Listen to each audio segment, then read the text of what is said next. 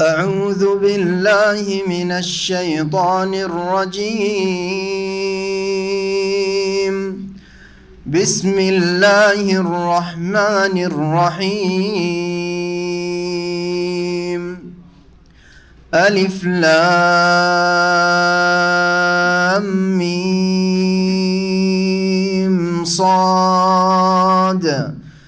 كتاب أنزل إليك فلا يكن في صدرك حرج منه لتنذر به وذكرى للمؤمنين.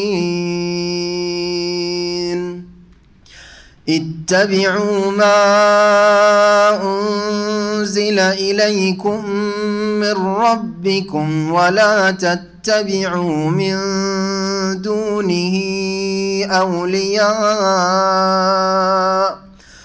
قليلا ما تذكرون.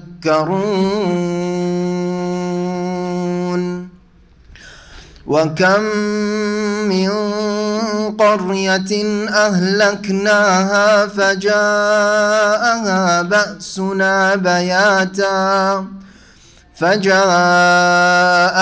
بأسنا بياتا أو هم قائلون. فما كان دعواهم إذ جاءهم بأسنا إلا أن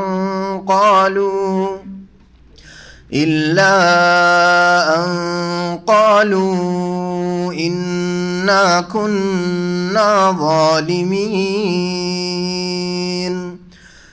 فلنسألن الذين أرسل إليهم ولنسألن المرسلين.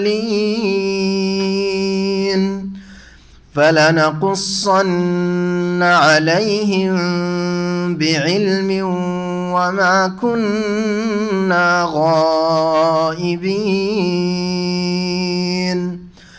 والوزن يومئذ الحق، فمن ثقلت موازينه فأولئك هم المفلحون.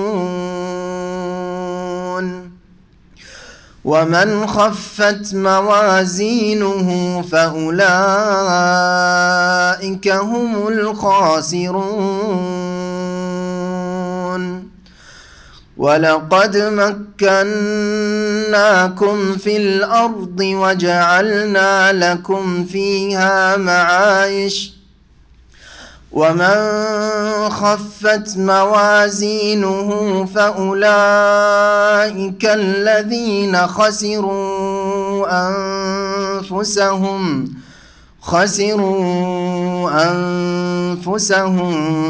بما كانوا بآياتنا يظلمون. ولقد مكناكم في الأرض وجعلنا لكم فيها معايش قليلا ما تشكرون. ولقد خلقناكم ثم صورناكم ثم قلنا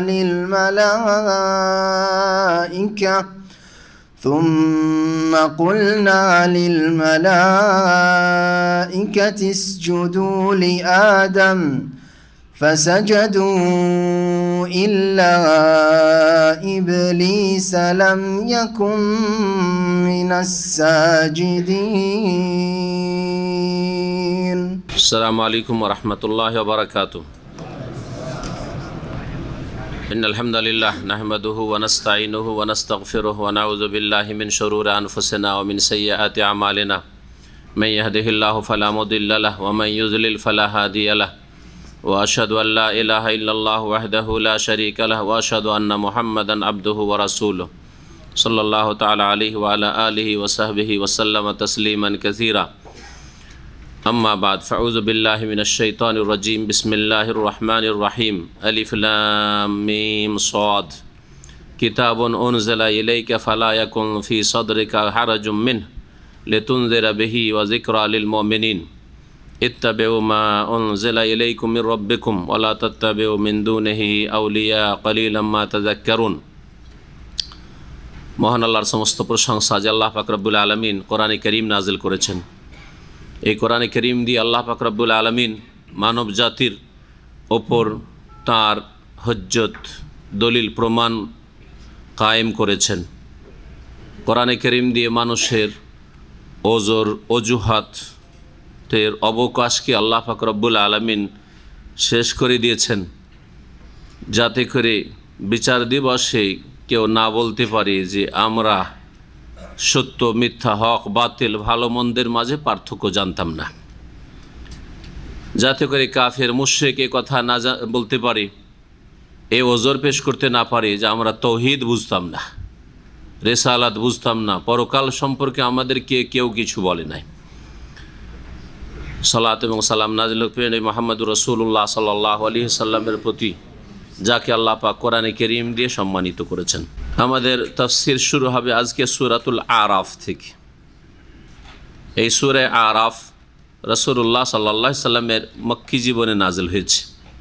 মাত্র কয়েকটি আয়াত সম্পর্কে ভিন্ন একটি মত রয়েছে যে সেই আয়াতগুলি মাদানী আয়াত, মদিনায় বা মদিনার জীবনে নবী করিম সাল্লাল্লাহু আলাইহি সাল্লামের হিজরতের পরে নাজিল হয়েছে। সূরা আরাফের নাম আল আরাফ কেন?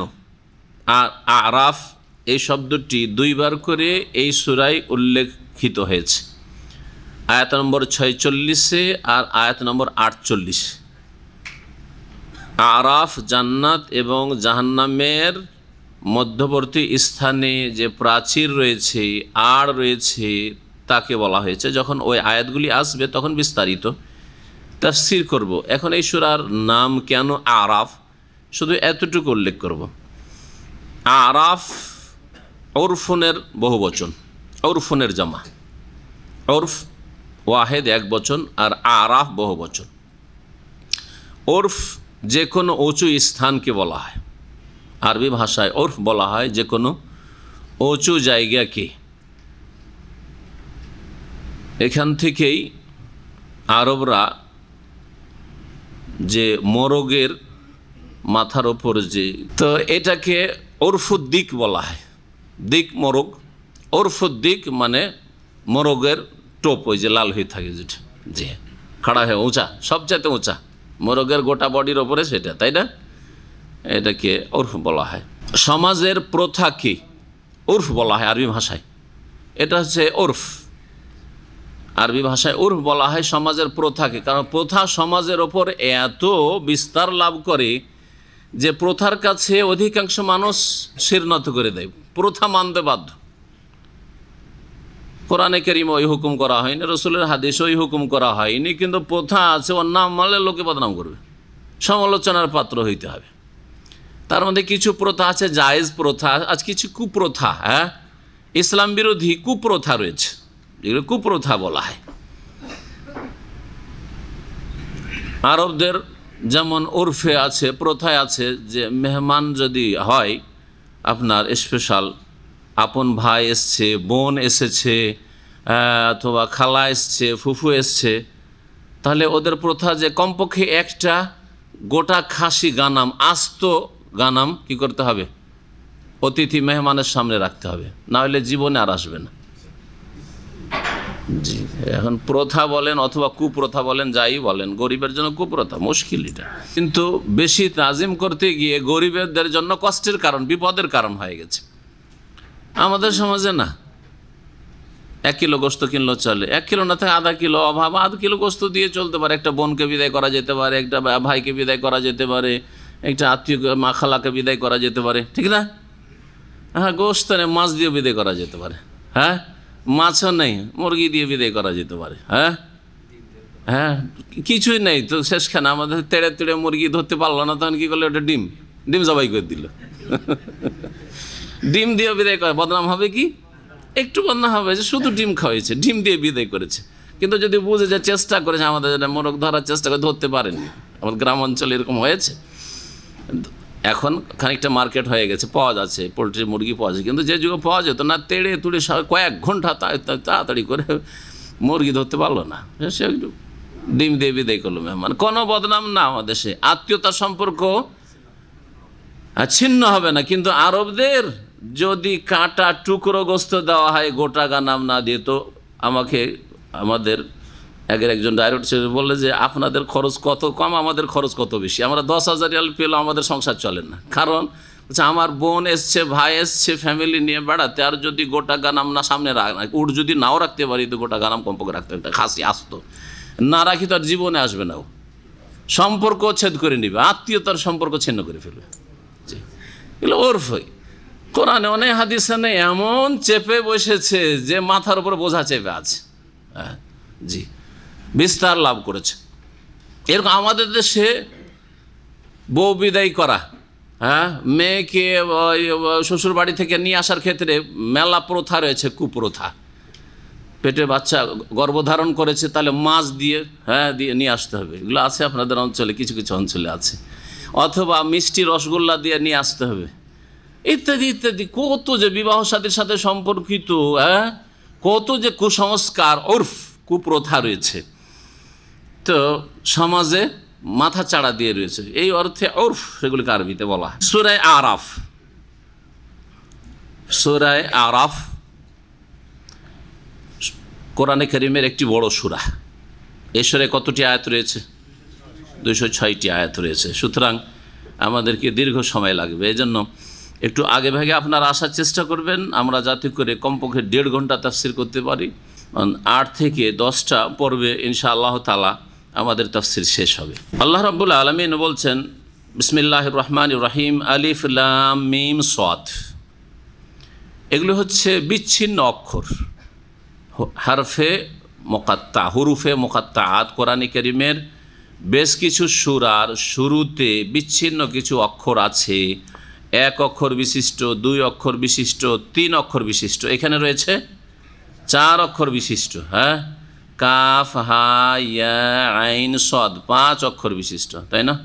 এগুলিকে বিচ্ছিন্ন অক্ষর, এগুলি দিয়ে আরব মুশরিকদেরকে, যাদের কাছে রাসূলুল্লাহ সাল্লাল্লাহু আলাইহি ওয়াসাল্লাম কোরআনে কারীম নিয়ে এসেছেন, তারা অবিশ্বাস করেছে, কোরআনকে অস্বীকার করেছে, তাদেরকে চ্যালেঞ্জ করা হয়েছে যে এই অক্ষরগুলি, বর্ণগুলি আলিফ থেকে ইয়া পর্যন্ত তোমাদের কাছেও রয়েছে, তোমরা সেগুলি দিকে লিখো, তার চাইতে অতিরিক্ত বর্ণ কোরআনে কারীমে ব্যবহার করা হয়নি।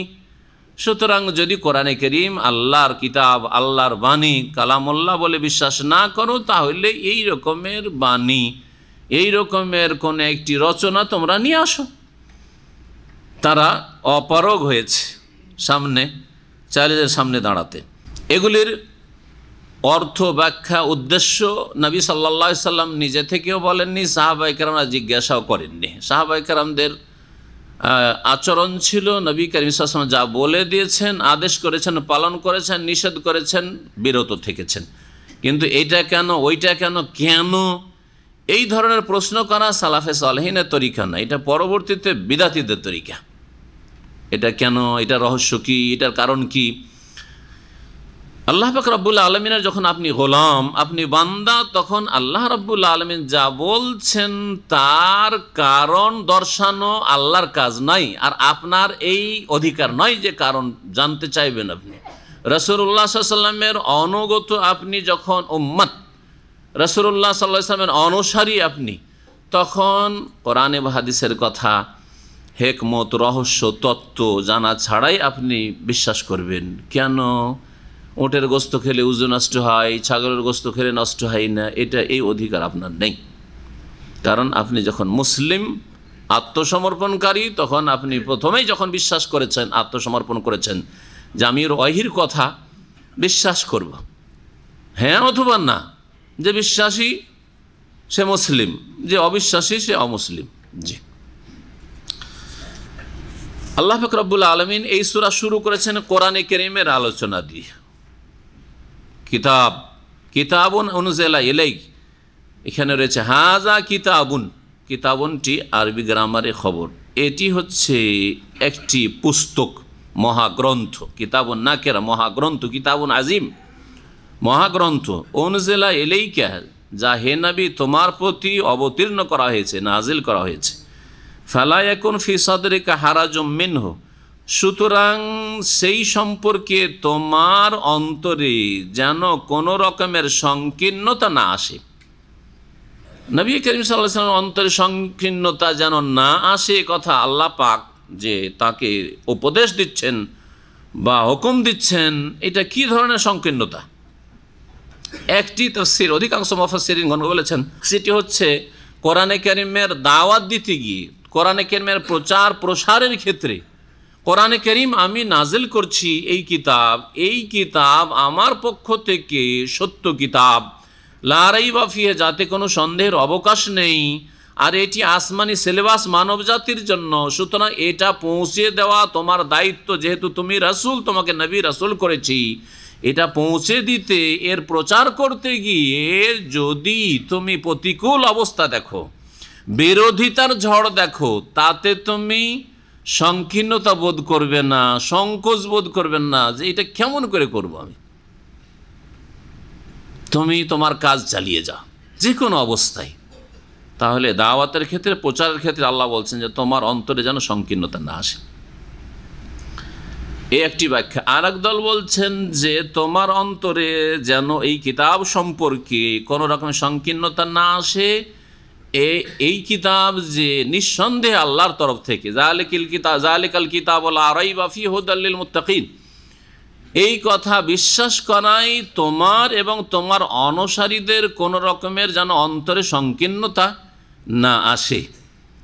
সম্বোধন সরাসরি রাসূলুল্লাহ সাল্লাল্লাহু আলাইহি ওয়াসাল্লামকে করা হলেও আসল উদ্দেশ্য হচ্ছে তাঁর উম্মতদেরকে সম্বোধন করা।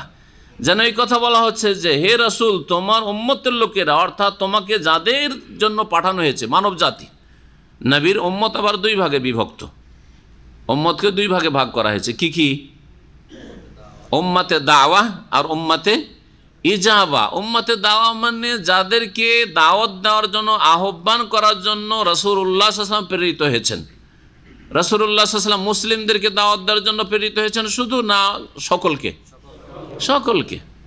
যারা মুসলিম হয়েছে, ইসলাম গ্রহণ করেছে প্রথমেই, শুনতেই মাত্র, তাদেরকেও তিনি শিক্ষা দিয়েছেন, তাদের তিনি তরবিয়ত করেছেন। আর যারা ইসলাম গ্রহণ করতে বিলম্ব করেছে বা ইসলাম গ্রহণ করেনি, তাদের কাছেও তার দাওয়াত পৌঁছাতে থেকেছেন। তিনি তার মেহনত পরিশ্রমকে চালিয়ে গিয়েছেন। তাহলে এ হচ্ছে দাওয়াতের উম্মত। প্রত্যেক মানুষ কোরআন কারীমের দাওয়াতের উম্মত, রাসূলুল্লাহ সাল্লাল্লাহু আলাইহি ওয়াসাল্লাম রাসূলের দাওয়াতের উম্মত, উম্মতে দাওয়া। সকলকে এই ইসলামের দাওয়াত পৌঁছাতে হবে, কোরআন কারীমের দাওয়াত পৌঁছাতে হবে, রাসূলের নিয়ে আসা দাওয়াত পৌঁছাতে হবে। রাসূলুল্লাহ সাল্লাল্লাহু আলাইহি ওয়াসাল্লাম তা করেছেন। আর তারপরে তার যারা স্থলাভিষিক্ত, তার যারা ওয়ারিসিন, এই দিনের যারা খাদেম, তাদের বিশেষ দায়িত্ব, আর প্রত্যেক মুসলিমের দায়িত্ব। আল্লাহ বলছেন কুনতুম খায়রা উম্মাহ, তোমরা শ্রেষ্ঠ উম্মত, সকলকে আল্লাহ সম্বোধন করেছেন। সুতরাং তোমরা ভালো কাজের উপদেশ দেবে, অন্যায় কাজে বাধা দেবে, তোমাদেরকে মানুষের কল্যাণের জন্য নিয়ে আসা হয়েছে। তাহলে সকলের দায়িত্বে কম বেশি আছে কি, কিন্তু সকল মুসলিমের দায়িত্ব উম্মতে দাওয়াত, মানব জাতিকে দাওয়াত পৌঁছে দেওয়া। আর উম্মতে ইজাবা, আজাবা ইউজিবু, ইজাবা মানে হচ্ছে ডাকে সাড়া দেওয়া, দাওয়াতে সাড়া দেওয়া। মানে রাসূলুল্লাহ সাল্লাল্লাহু আলাইহি ওয়াসাল্লাম ওই উম্মতের লোকেরা যারা নবীর ডাকে, নবীর দাওয়াতে কি করেছেন? লাব্বাইক বলেছেন, কালেমায়ে শাহাদা পাঠ করেছেন, ইসলাম কবুল করেছেন। জি, অর্থাৎ মুসলিমরা, সাহাবায়ে কেরামগণ, আর তারপরে কিয়ামত পর্যন্ত যত মুসলিমরা আসবে, তারা রাসূলুল্লাহ সাল্লাল্লাহু আলাইহি ওয়াসাল্লামের দাওয়াত কবুলকারী উম্মত, উম্মতে ইজাবা। তো এই আয়াতে যেন সম্বোধন করা হয়েছে সকল মানুষকে, যে হে মানুষ, কোরআনে কারীম যেহেতু আল্লাহর পক্ষ থেকে নাজিল করা হয়েছে, আল্লাহর কিতাব, আল্লাহর আসমানি সিলেবাস, সুতরাং এতে যেন তোমার অন্তরে সংকীর্ণতা না আসে যে এটা মানব না, ওইটা মানব না, এটা মানার মতো, ওইটা মানার মতো না, এটা ঠিক, ওইটা ঠিক নয়, এটা যেন না হয় তোমার। যে কোনো মানুষকে যেন সম্বোধন করা হয়েছে পরোক্ষভাবে। কোরআন কেন আল্লাহ নাজিল করেন তার উদ্দেশ্য। কোরআন যখন নাজিল হয়েছে, মানুষ কয় ভাগে বিভক্ত হয়েছে? দুই ভাগে বিভক্ত হয়েছে। দুই ভাগে বিভক্ত হয়েছে। একদল ডাকে সাড়া দিয়েছে, মুমিনিন, আরেক দল অস্বীকার করেছে। সে অস্বীকারী মুনাফিক হোক অথবা মুশরিক হোক অথবা লিতুনজিরা বিহি, যাতে করে এই কোরআন দিয়ে তুমি সতর্ক সাবধান করো ওই সব লোকদেরকে যারা মানতে চায় না। কোনো কথা যদি মানতে না চায় তখন ওয়ার্নিং দেওয়া লাগে, ঠিক না? হ্যাঁ, ওয়ার্নিং দাও ওদেরকে যে দেখো না মানলে তোমাদের অবস্থা খারাপ আছে, আল্লাহর আযাব দুনিয়ার আর আখিরাতের আযাব তো রয়েছে। এটা হচ্ছে ইনজার, সতর্কবাণী উচ্চারণ করে। লিতুনজিরা বিহি, যারা অমান্য করে অস্বীকার করে তাদেরকে তুমি সতর্ক করবে। ওয়া যিকরা লিল মুমিনিন, আর যারা বিশ্বাসী তাদের জন্য উপদেশ স্বরূপ আল্লাহ নাযিল করেছে, তাদেরকে উপদেশ দেবে।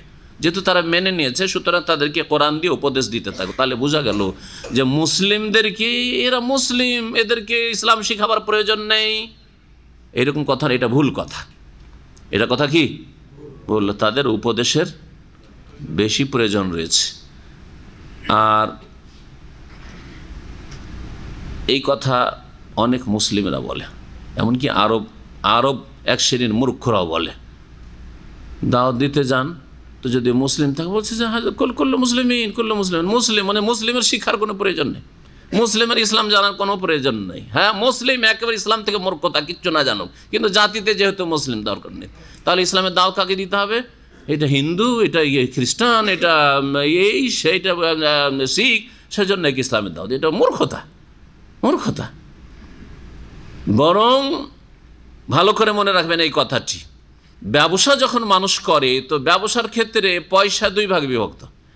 একটা হচ্ছে আসল পুঁজি যেটা ইনভেস্ট করেছেন, আর আরেকটা হচ্ছে মুনাফা, হ্যাঁ, লভ্যাংশ। কোনটা আপনার কাছে বেশি গুরুত্ব রাখে? লাভটা, মুনাফা বেশি? হ্যাঁ, পুঁজি থাকে আর না থাকে লাভটা বেশি করে করতে হবে, বোঝা গেছে? পুঁজি টিকুক আর না টিকুক, কাস্টমার পেয়ে গেলে 10 টাকার জিনিস 50 টাকা বিক্রি করব, বাজারে 30 টাকায় পাওয়া যাচ্ছে, পেয়েছি তখন একে লুটে নে। ও কোনোদিন ব্যবসায় সাকসেস হতে পারবে? কোনোদিন পারবে না। 2-4 দিন কাস্টমার পাবে, যখন কাস্টমার মার্কেট সম্পর্কে জেনে যাবে তখন ওর দোকান থেকে কেটে পড়বে, কেউ আসবে না। ডাকাতি, দিন দুপুরে ডাকাতি করে, 30 টাকার জিনিস 50 টাকা নিয়েছে আমার কাছে, ঠিক না? কিন্তু যে চালাক ব্যবসায়ী, 30 টাকার জিনিস 31 টাকা, ঠিক আছে, কিন্তু কাস্টমার বাড়াও আর কাস্টমারকে ধরে রাখার চেষ্টা করো যাতে করে হাত ছাড়া না হয়। জি, এতে কি হবে? 1 টাকাই লাভ হলো, কিন্তু আসল পুঁজি ঠিক আছে। আর ওই ব্যক্তির 1-2টা কাস্টমার পেয়ে তো ডাকাতি করতে পেরেছে, হ্যাঁ, কিন্তু আসল পুঁজি বসে যাচ্ছে, ভাড়া দিতে হচ্ছে আসল পুঁজি থেকে যেটা ইনভেস্ট করেছে, খরচ খরচা সব চালাতে হচ্ছে তার আসল পুঁজি খেয়ে, যার ফলে কিছুদিন পরে দোকান জিরোতে নেমে আসছে, ঠিক না? তো ঠিক মুসলিমদের অবস্থা এরকম। মুসলিম আর অমুসলিম দাওয়াত দুই শ্রেণীর মানুষকে দিতে হবে, কিন্তু মুসলিম যারা জন্মসূত্রে তারা আমাদের রাসুল মাল। ভালো করে শুনে, রাসুল মাল মানে আসল পুঁজি, আর এই ভাষায় আসল পুঁজির ওপর বেশি গুরুত্ব দিতে হবে। আসল পুঁজিতে আবার ক্ষয়ক্ষতি না হয়। কাউকে ব্যবসা করতে দিয়েছেন, আপনাকে লাভ দিক আর না দিক, বড় আশায় দিয়েছিলাম যে কিছু লাভ করে দিবে, ভাই আসল পুঁজিটা ফিরিয়ে দাও তো, চান কি না? আমার লাভ দরকার নেই, বলেন না, বলেন না? হ্যাঁ, আসল পুঁজি আমাদেরকে মুসলিমগুলিকে রক্ষা করতে হবে। মুসলিম ঘরে যেন নাস্তিক না পয়দা হয়, মুসলিম ঘরে কবর পূজারি পয়দা না হয়, মুসলিম ঘরে বিদাতি না পয়দা হয়, মুসলিম ভুল পথে চলে জাহান্নামে না যায়। এই আসল পুঁজিকে রক্ষা করতে হবে আগে, আর তারপরে অমুসলিম, এটা হচ্ছে আমাদের লভ্যাংশ। হ্যাঁ, বেনিফিট হইলো ইসলাম গ্রহণ করলো, জান্নাতের পথে আসলো, আর না হইলে আছে। হ্যাঁ, আমাদের ক্ষয়ক্ষতি না, আমাদের মাইনাস হয়নি, যদি প্লাস করতে পারি তো ভালো, আর না হইলে কোনো অসুবিধা নেই, চেষ্টা করে যাব।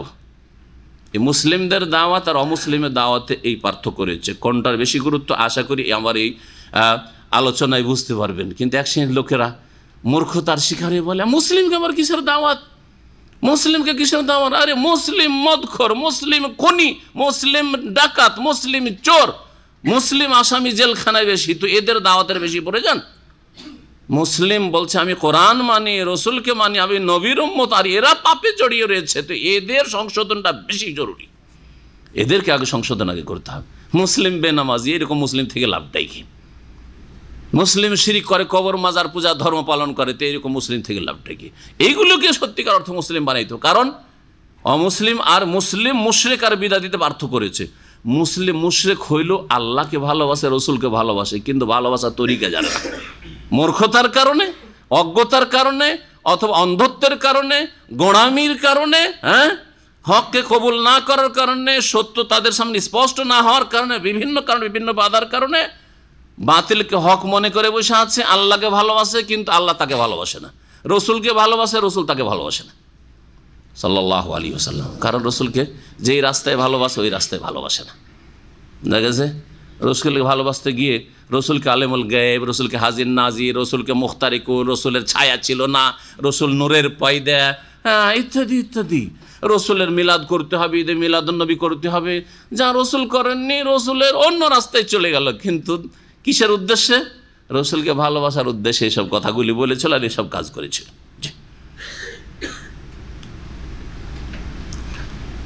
তো মুসলিমদের দাওয়াত দেওয়া বেশি জরুরি, মুসলিমদের ইসলাহ সংশোধনের কাজ করা বেশি জরুরি।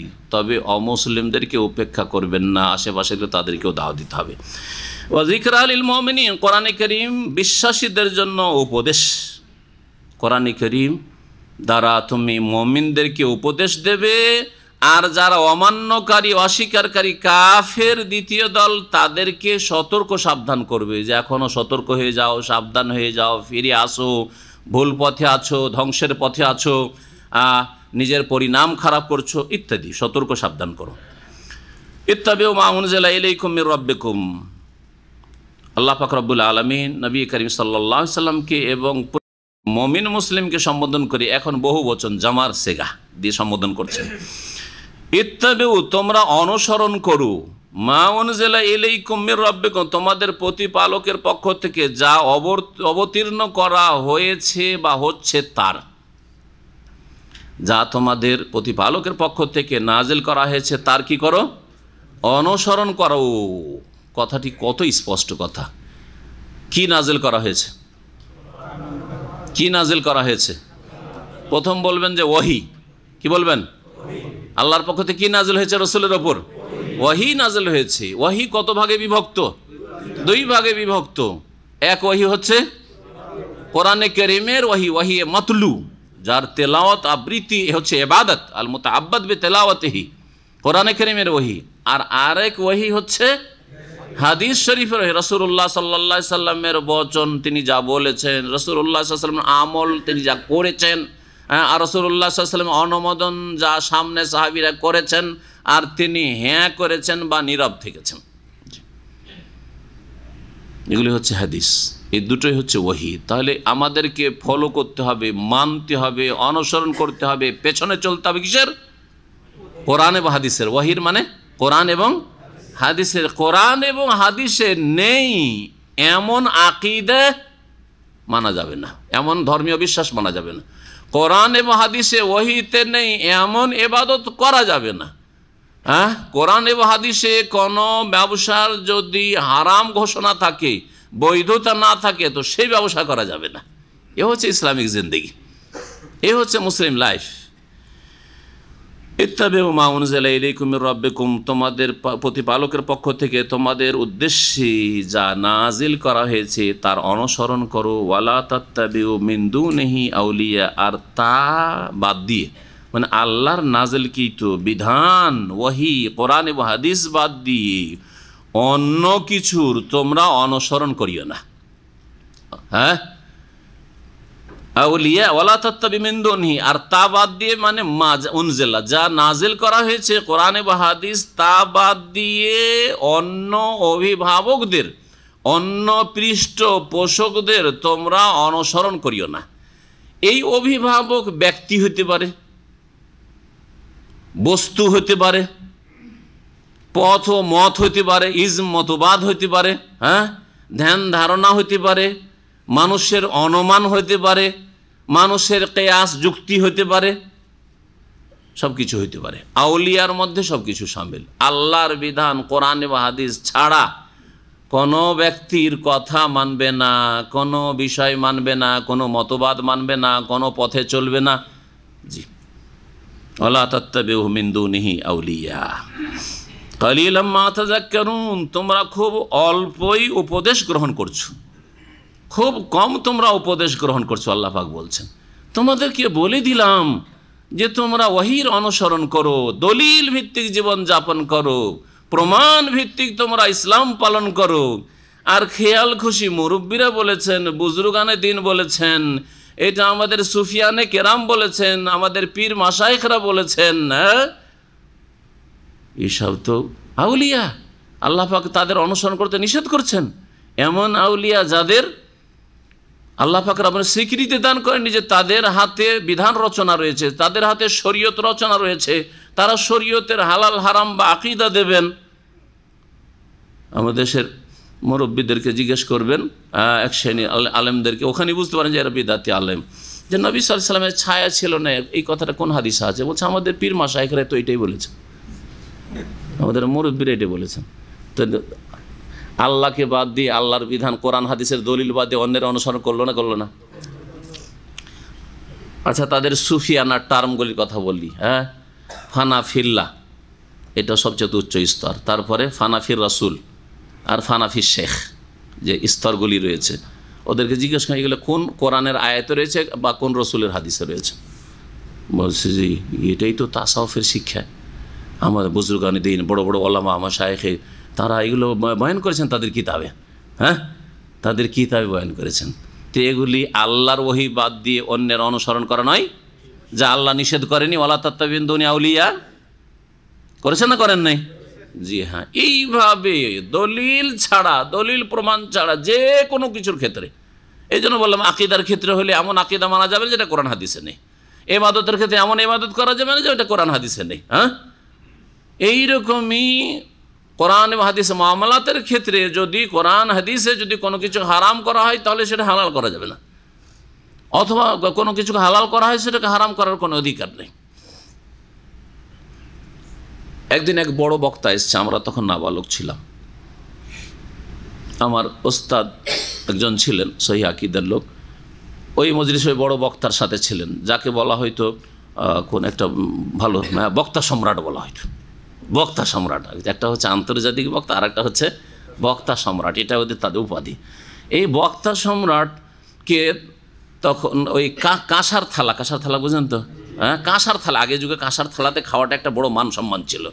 আমি নিজে বাড়িতে এক যুগে কাঁসার থালা, ছেলেরা সব হালকা প্লেটে খাচ্ছে, কিন্তু আমাকে আমার ফ্যামিলি যেহেতু বাপের বড় ছেলে, মায়ের বড় ছেলে, তারপরে প্রথম যখন বড় ছেলে তখন প্রথম আমার স্ত্রী বাড়িতে এসছে, সুতরাং আমার জন্য কাঁসার থালা, এটা খাতির, বোঝা গেছে? তো এখন উঠে গেছে, ওগুলো আছে, পড়ে আছে ওই সেলফি আলমারিতে, কোথায় যে রাখা আছে আল্লাহ পাক ভালো জানে কোথায় রাখা আছে। কাঁসার থালাতে খেতে দিয়ে দিয়েছে ওই বক্তা সম্রাটকে। তখন ও বলছে যে কাঁসার থালায় খাওয়া তো মাকরুহ, বক্তা সম্রাট বলছে। তখন ওই যে সহি আহলে আলেম ছেলে বলছে যে এই মাকরুহ, কাঁসার থালায় খাওয়াটা মাকরুহ, এটা কোন হাদিসে আছে? তো বলছে যে আমাদের বুজুর্গানে দিন তো এটাই বলেছেন। বক্তা সম্রাট বলছেন আমাদের মুরব্বীরা বুজুর্গানে দিন তো এটাই বলে আসছেন সবসময় যে কাঁসার থালায় খাওয়া মাকরুহ, সুতরাং মাকরুহ। দেখলেন, ওয়ালা তাত্তাবি মিন দুনি আউলিয়া, কোরআনেও নেই, হাদিসে নেই, মাকরুহ বুজুর্গানের দিনের ধর্মে আছে মাকরুহ। এইবার বুঝলেন? আর কত মশলা বুঝাবো? এইরকমই ঈদ দুটো, ঈদ উল ফিতর, ঈদ উল আজহা, তৃতীয় ঈদ, চতুর্থ ঈদ, কোনো ঈদ নেই। আর সাপ্তাহিক ঈদ বলতে পারেন যে জুমা। এছাড়া ঈদে মিলাদুন্নবী আর আমার ম্যারেজ ডের উৎসব। ঈদ মানে উৎসব, ভালো করে মনে রাখেন। আপনি ঈদ যদি না বলেন আবার ম্যারেজ ডেকে ঈদ হবে না এমন কথা, ওটা আপনার ঈদ। বরং ঈদের দিনে এত খাদ্য পানির ব্যবস্থা হয় না, ধুমধাম হয় না, যা ম্যারেজ ডেতে হচ্ছে, বার্থডেতে হচ্ছে, স্বাধীনতা দিবসে হচ্ছে, জাতীয়তা দিবসে হচ্ছে, আর ভাষা দিবসে হচ্ছে, আর অমুক দিবসে হচ্ছে। হচ্ছে না? হচ্ছে না? এত খরচ করা হচ্ছে, এত ধুমধাম হচ্ছে, যা ঈদুল ফিতর হয় না, ঈদুল আজহা হয় না। তাহলে বোঝা গেল যে কোনটা বড় ঈদ? অন্যগুলো বড় ঈদ, ঠিক না? তাহলে এদিকে ওয়ালা তাত্তাবিউ মিন দুনি আউলিয়ার অন্তর্ভুক্ত নয় যে আল্লাহর ওহী ছাড়া, কোরআন এবং হাদিস ছাড়া অন্য অভিভাবক, পৃষ্ঠপোষক, বিধানদাতাদের অনুসরণ করিও না। কোরআনের আইন রয়েছে, কোরআনী বিধান রয়েছে, হুদুদ ও তাজিরাত রয়েছে, দণ্ডবিধান রয়েছে, তা বাদ দিয়ে মানবরচিত বিধান দিয়ে চোরের শাস্তি দেওয়া, ডাকাতের শাস্তি দেওয়া, ব্যভিচারকারীর ধর্ষণের শাস্তি নির্ণয় করা, এগুলো মানুষের তৈরি করা। এগুলি হচ্ছে ওয়ালা তাত্তাবিউ মিন দুনি আউলিয়া। জি, কোরআন এবং হাদিসের বিধানে তৌহিদ রয়েছে, এক আল্লাহর ইবাদত রয়েছে, রসুলের তরিকা রয়েছে। এক আল্লাহর ইবাদতে কবর মাজার পূজা, আল্লাহ ছাড়া অন্যকে সেজদা করা, এটি হচ্ছে ওয়ালা তাত্তাবি মিন দুনি আউলিয়া। এক কথায় সমস্ত বাতিল যত মতবাদ রয়েছে, পথ আর মত রয়েছে, সবগুলি এই গুমরাহির শামিল, যাতে থেকে আল্লাহ সতর্ক করেছেন ওয়ালা তাত্তাবিউ মিন দুনিহি আউলিয়া। আল্লাহ নাজিলকৃত বিধান বাদ দিয়ে অন্য পৃষ্ঠপোষকদের, অভিভাবকদের তোমরা অনুসরণ করিও না। সুতরাং মানবরচিত বিধানের খেদমত করবেন না, আল্লাহর ওহির খেদমত করবেন। চেষ্টা করেন একজন মুসলিম হিসাবে যে আমি কিছু কোরআনে কারীমের খেদমত ছেড়ে যাব, রসুলের হাদিসের খেদমত করব, ইসলামের খেদমত করব, কিছু মুসলিমের সংশোধন করব, কিছু মুসলিমকে আমি দাওয়াত দেব। আর মানুষের তৈরি করা পথ আর মতের খেদমত করবেন, দলের খেদমত করবেন, সংগঠনের খেদমত করবেন। ওয়ালা তাত্তাবিউ মিন দুনি আউলিয়া, আল্লাহ ছাড়া, আল্লাহর বিধান ছাড়া অন্য পৃষ্ঠপোষকদের অনুসরণ করিও না। কালিলাম মা তাযাক্কারুন, তোমরা খুব অল্পই উপদেশই নিতে চাইছো না। ওয়া কাম মিন কারিয়াতিন আহলাকনাহা, আর বহু জনপদ ছিল। কাম দুই ভাগে বিভক্ত আরবি গ্রামারে। কাম একটা ইস্তেফহামিয়া কাম, যেমন আপনারা ব্যবহার করে থাকেন, এই কামটি ব্যবহার করে থাকেন। একটা জিনিসের মূল্য জিজ্ঞেস করছেন, কি বলেন? কাম রিয়াল বা কাম ফুলুস, আপনাদের ভাঙা ভাষায় বলছি আর কি, হ্যাঁ। বা কাম কিমা, কাম সের, কত রেট, জি একটু শুদ্ধ করলে। তো এইটা হচ্ছে কাম ইস্তেফহাম, জিজ্ঞাসামূলক। আর একটা হচ্ছে খাবরিয়া, যেটাতে কত শতের অর্থে, বহুর অর্থে ব্যবহার হয়। আমি এইরকম কত লোককে দেখলাম, আরে কত চোর ডাকাতকে দেখলাম, বলি না। এইখানে কত মানে জিজ্ঞাসা নাই, বলতে চাইছেন বহুর অর্থে, এটাকে কাম খাবরিয়া বলা হয়, ওটা এখানে ইউজ করা হয়েছে। আল্লাহ পাক বলছেন ওয়া কাম মিন কারিয়াতিন, মানে বহু জনপদ রয়েছে। কত জনপদ এইরকম ছিল, আহলাকনাহা, যেগুলিকে আমি ধ্বংস করে দিয়েছি, সেখানকার অধিবাসীদেরকে ধ্বংস করেছি। কিভাবে? ফাজাআহা বাসনা বায়াতান আও হুম কায়িলুন, আমার শাস্তি, বাসন মানে আযাব, শাস্তি, আমার আযাব তাদের ওপর এসে পড়েছিল, বায়াতান রাত্রে ঘুমন্ত অবস্থায়। বাতা ইয়াবিত মানে রাত্রে ঘুমানো বা রাত কাটানো। রাত্রে তারা নিদ্রায় অবস্থায় ছিল, অচেতন অবস্থায় ছিল, সজাগ ছিলেন, ওই অবস্থায় আল্লাহ পাক বহু জাতিকে, বহু জনপদকে ধ্বংস করেছেন। আর আওহম কায়লুন, অথবা তারা দুপুরবেলা, হ্যাঁ, নিদ্রায় বিভোর ছিল, দুপুরবেলার বিশ্রামের নিদ্রায় ছিল। এ কায়লুন, কায়লুনের দুটো অর্থ হয়। কালা ইয়াকুলু মানে কথা বলা, কালা ইয়াকুলু মানে কথা বলা। এখান থেকে কুল মানে কি? কুল আউযু বিরাব্বিন নাস, কুল হু আল্লাহু আহাদ, কুল আউযু বিরাব্বিল ফালাক, এই কুল, হ্যাঁ, বোঝা গেছে। কালা ইয়াকুলু নাসারায়ান শুরু থেকে। আর কালা ইয়াকিলু কাইলুলাতান, কালা ইয়াকিলু যারা বেজর থেকে, কাইলুলা মানে দুপুর বেলার বিশ্রামের নিদ্রা, দুপুরে রেস্টের জন্য যে খেয়ে দিয়ে ঘুমায়, ওটাকে কি বলা হয়? কাইলুলা বলা হয় মাসদার। আর কালা ইয়াকিলু, তো এখানে কায়েলুন যদি কৌল থেকে হয়, কালা ইয়াকুলু কওলান, তাহলে তো কথা বলনেওয়ালা, হ্যাঁ, কিন্তু কথা বলনেওয়ালা নয়। কায়েলুন মানে নায়েমুন ফি যুহর, দুপুরবেলা যারা ঘুমন্ত অবস্থায় ছিল, ওদের ওপর আকস্মিক আযাব এসেছে। কখনো দিনের বেলা গাফেল হয়েছিল, সেই সময় আযাব এসেছে, টেরও পায়নি, বুঝতেও পারেনি যে, আর ও কল্পনা করেনি যে এইরকম আল্লাহর আযাব নেমে আসবে। কখন আসমানি আযাব, জমিনি আযাব, কত রকমের আযাব দিয়ে আল্লাহ পাক কত জাতিকে ধ্বংস করে। ফাজাআহা বাসনা, ওই জনপদগুলিতে আমার আযাব এসেছিল, বায়াতান রাত্রে তাদের নিদ্রার অবস্থায়, আওহুম কায়িলুন অথবা তাদের দুপুরবেলার বিশ্রামের অবস্থায়। ফামা কানা দাওয়াহুম ইজ জাআহুম বাসনা, আমার পাকড়াও বা আমার আযাব যখন তাদের ওপর এসেছিল, তখন তাদের এই ডাক ছাড়া, আহ্বান ছাড়া আর কোনো কথা বলার ছিল না। তারা সকলেই এইরকম তখন নিরুপায় অবস্থায়, অসহায় অবস্থায় এই চিৎকার পেড়েছে। কি? ইল্লান কালু, তাদের এই ডাক ছাড়া আর কিছু ছিল না। একমাত্র কি ডাক ছিল? ইন্না কুন্না জালিমিন, আল্লাহ গো আমরা জালেম ছিলাম, জুলুম করেছি, আল্লাহ আমরা অন্যায় করেছি, আল্লাহ ছেড়ে দাও, আল্লাহ ভুল করেছি, মাফ করে দাও, একবার সুযোগ দাও, অবকাশ দাও। জি, সে ব্যক্তি পর্যায়ে কারো মত আসুক, দুপুরবেলা শুয়েছিল অবস্থায় মত এসছে, বা রাত্রে শুয়েছিল ওই সময় মত এসছে, অথবা মত নাই হয়তো আসমানি আজাব গজব নেমে এসছে, জমিনে ভূমিকম্প এসছে, অথবা বন্যা সয়লাভ এসছে, অথবা ঘূর্ণিঝড় এসেছে, যে কোনো আজাব এসছে।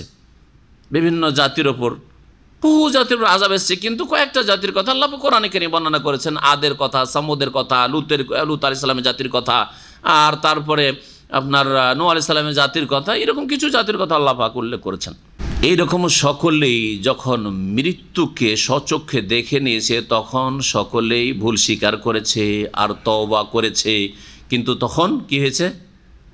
সংশোধনের দরজা, তওবার দরজা তাদের সামনে ক্লোজড হয়ে গেছে, বন্ধ হয়ে গেছে। তওবার দরজা যখন মৃত্যুকে মানুষ দেখে ফেলে যে নিশ্চিত মরণ এখন, তখন তওবার দরজা বন্ধ হয়ে যায় প্রত্যেকের সামনে। আর একটা সকলের সামনে তওবার দরজা বন্ধ হবে, সেটা হচ্ছে যখন কিয়ামত আসা নিশ্চিত হয়ে যাবে, পশ্চিম দিক থেকে সূর্য উঠতে দেখে নেবে, জানতে পারে যে পশ্চিম দিকে সূর্য উঠে গেছে, তখন সারা পৃথিবীর সমস্ত মানুষ তওবা করবে, কিন্তু তখন তওবার দরজা বন্ধ হয়ে গেছে, আর তওবা কবুল হবে না। ফেরাউনের এই অবস্থাটা হয়েছিল। ফেরাউনও যখন ডুবছিল তখন তওবা করেছিল, কিন্তু আল্লাহ বলেছেন আল আনা, এখন, এর আগে সময় হয়নি, এর আগে বুঝতে পারো নাই। জি, ফালা নাসআলান্নাল্লাযীনা উরসিলা ইলাইহিম ওয়ালা নাসআলান্নাল মুরসালিন। আল্লাহ পাক রব্বুল আলামিন বলছেন যে অবশ্যই অবশ্যই দুই শ্রেণীর মানুষকে আমি জিজ্ঞেস করব। এখানে দুই শ্রেণীর মানুষের কথা আল্লাহ পাক উল্লেখ করেছেন, নবী রাসূলগণ এবং তাদের জাতিরা।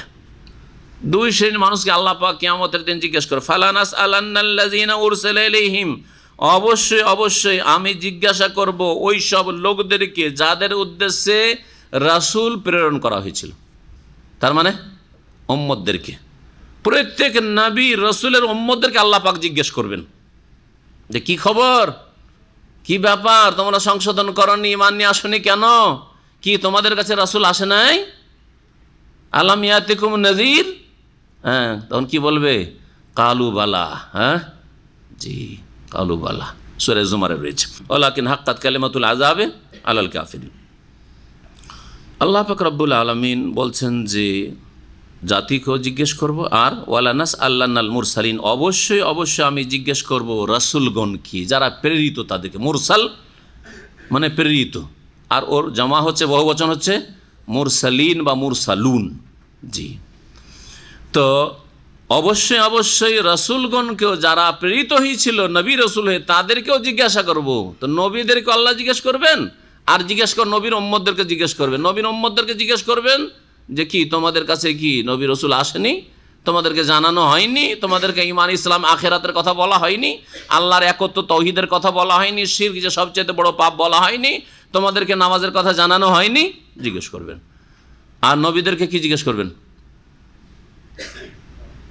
হ্যাঁ, নবীদেরকে দুটো কথা জিজ্ঞেস করবেন। একটা জিজ্ঞেস করবেন যে কি তোমরা তোমাদেরকে যে দায়িত্ব দিয়েছিলাম, দায়িত্ব পালন করেছিলে, মানে দাওয়াত পৌঁছিয়েছিলে? আমার দাওয়াত দেওয়ার জন্য তোমাদেরকে রাসূল করে, দূত করে যে পাঠিয়েছিলাম, তো এই দাওয়াতটা পৌঁছিয়েছিলে? এটা একটা প্রশ্ন হবে।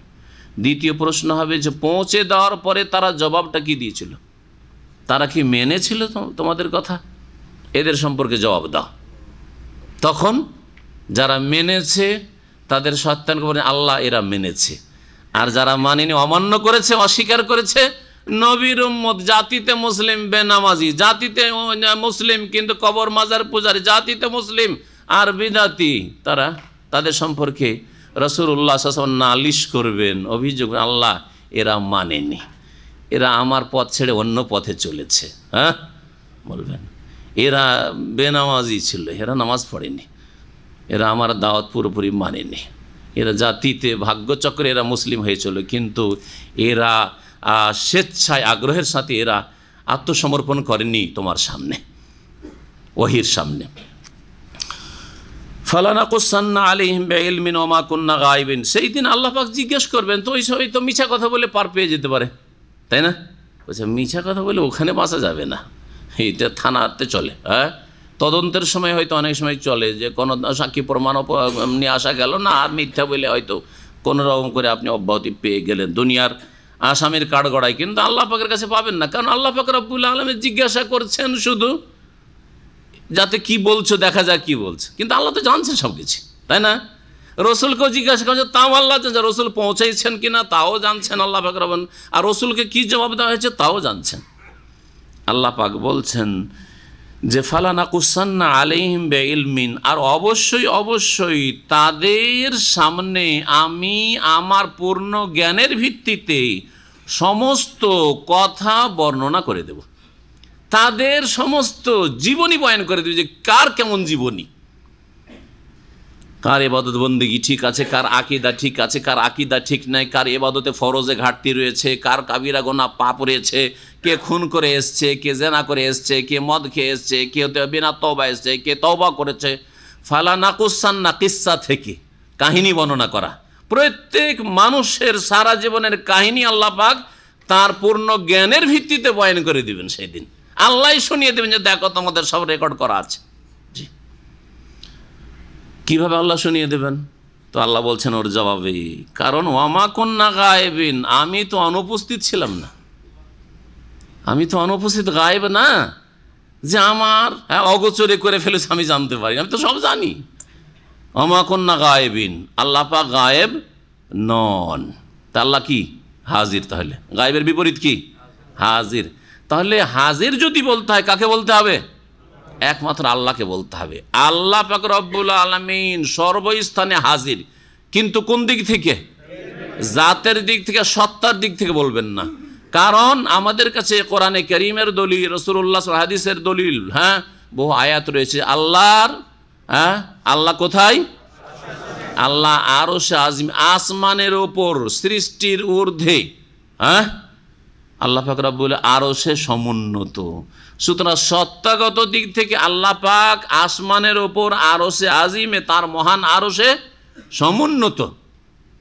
বাকি জ্ঞানের দিক থেকে, ক্ষমতার দিক থেকে, এটা সাধারণভাবে এইরকম বহু দিক হতে পারে, সেই সব দিক থেকে আল্লাহ পাক সমস্ত কিছুর জ্ঞান রাখেন, সব জায়গার জ্ঞান রাখেন, সকল ব্যক্তির বস্তুর জ্ঞান রাখেন।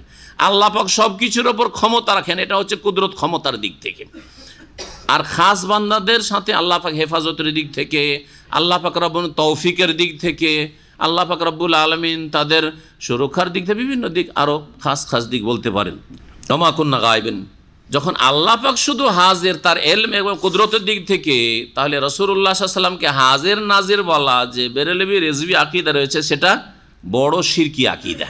এটা আল্লাহর রুবুবিয়তে শরীক করে দাও, আল্লাহর কাজে শরীক করে দাও, যে আল্লাহও তার ক্ষমতা এবং জ্ঞানের ক্ষেত্রে, জ্ঞানের দিক থেকে, আরও বহু দিক থেকে, যে দিক থেকে আল্লাহ পাকের জন্য উপযোগী হইতে পারে, আল্লাহ সব জায়গায় হাজির। আর নবীকে বললেন যে নবীও হাজির নাজির, তাহলে আল্লাহর সাথে শরীক করলেন না? করলেন না। নাজির মানে হচ্ছে দেখনেওয়ালা, নাজারা ইয়ানজুর, নাজির মানে দেখেন, সব জায়গায় দেখেন সব সময়। এটা কে? একমাত্র আল্লাহ। ফায়ানজুরা কাইফা তা'মালুন ফানাজিরুন কাইফা তা'মালুন, হাদিস রয়েছে। জি, আল্লাহ দেখছেন যে কেমন কি করছো তোমরা, কিন্তু রসুলও দেখছেন। তাহলে আল্লাহর দেখাতে শরীক করে দিলেন না। তাহলে বোঝা গেল যে নবীকে কেউ যদি হাজির বলে, নাজির বলে, তাহলে সে বড় শিরক করল, আল্লাহ পাকের কাজে রুবুবিয়তে শিরক করল। আল্লাহ পাক তারপরে বলছেন দাঁড়ি পাল্লার কথা। আখিরাতের একটি স্তর হচ্ছে যে মানুষের নেকি এবং গুনাহ কি হবে? ওজন করা হবে, মাপা হবে। আল্লাহ বলছেন ওয়াল ওয়াজনু ইয়াউমাইযিনিল হক, সেই দিনের ওজন হচ্ছে চিরসত্য। হক এর একটি অর্থ চিরসত্য। অধিকাংশ তাফসীরকাররা হকের অর্থ করেছেন মানে আল আদলু, ন্যায়সঙ্গত।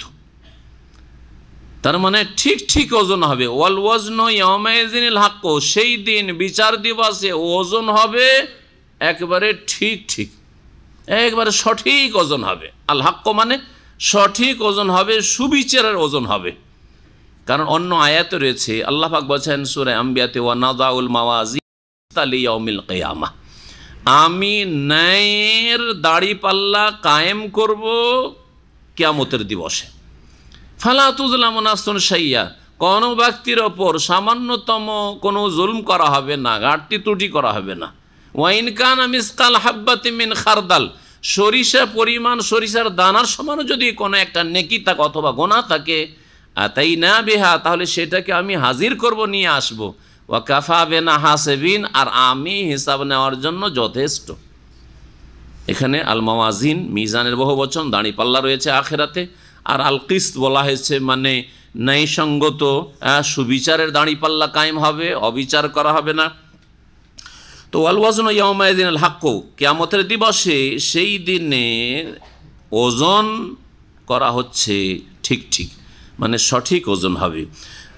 ফামান সাকুলাত মাওয়াজিনুহু, সুতরাং সেই দিন যার দাঁড়ি পাল্লা মানে নেকির দাঁড়ি পাল্লা ভারী হবে।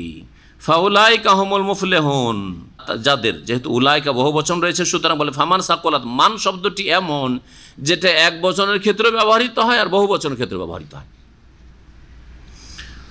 যেমন মান আনতা মানে কি, মান আনতা মানে তুমি, আর মান আনতুম, এ তো এখানে ওখানে মান বললাম, এখানে মান, তো এখানে তোমরা করে দিলেন।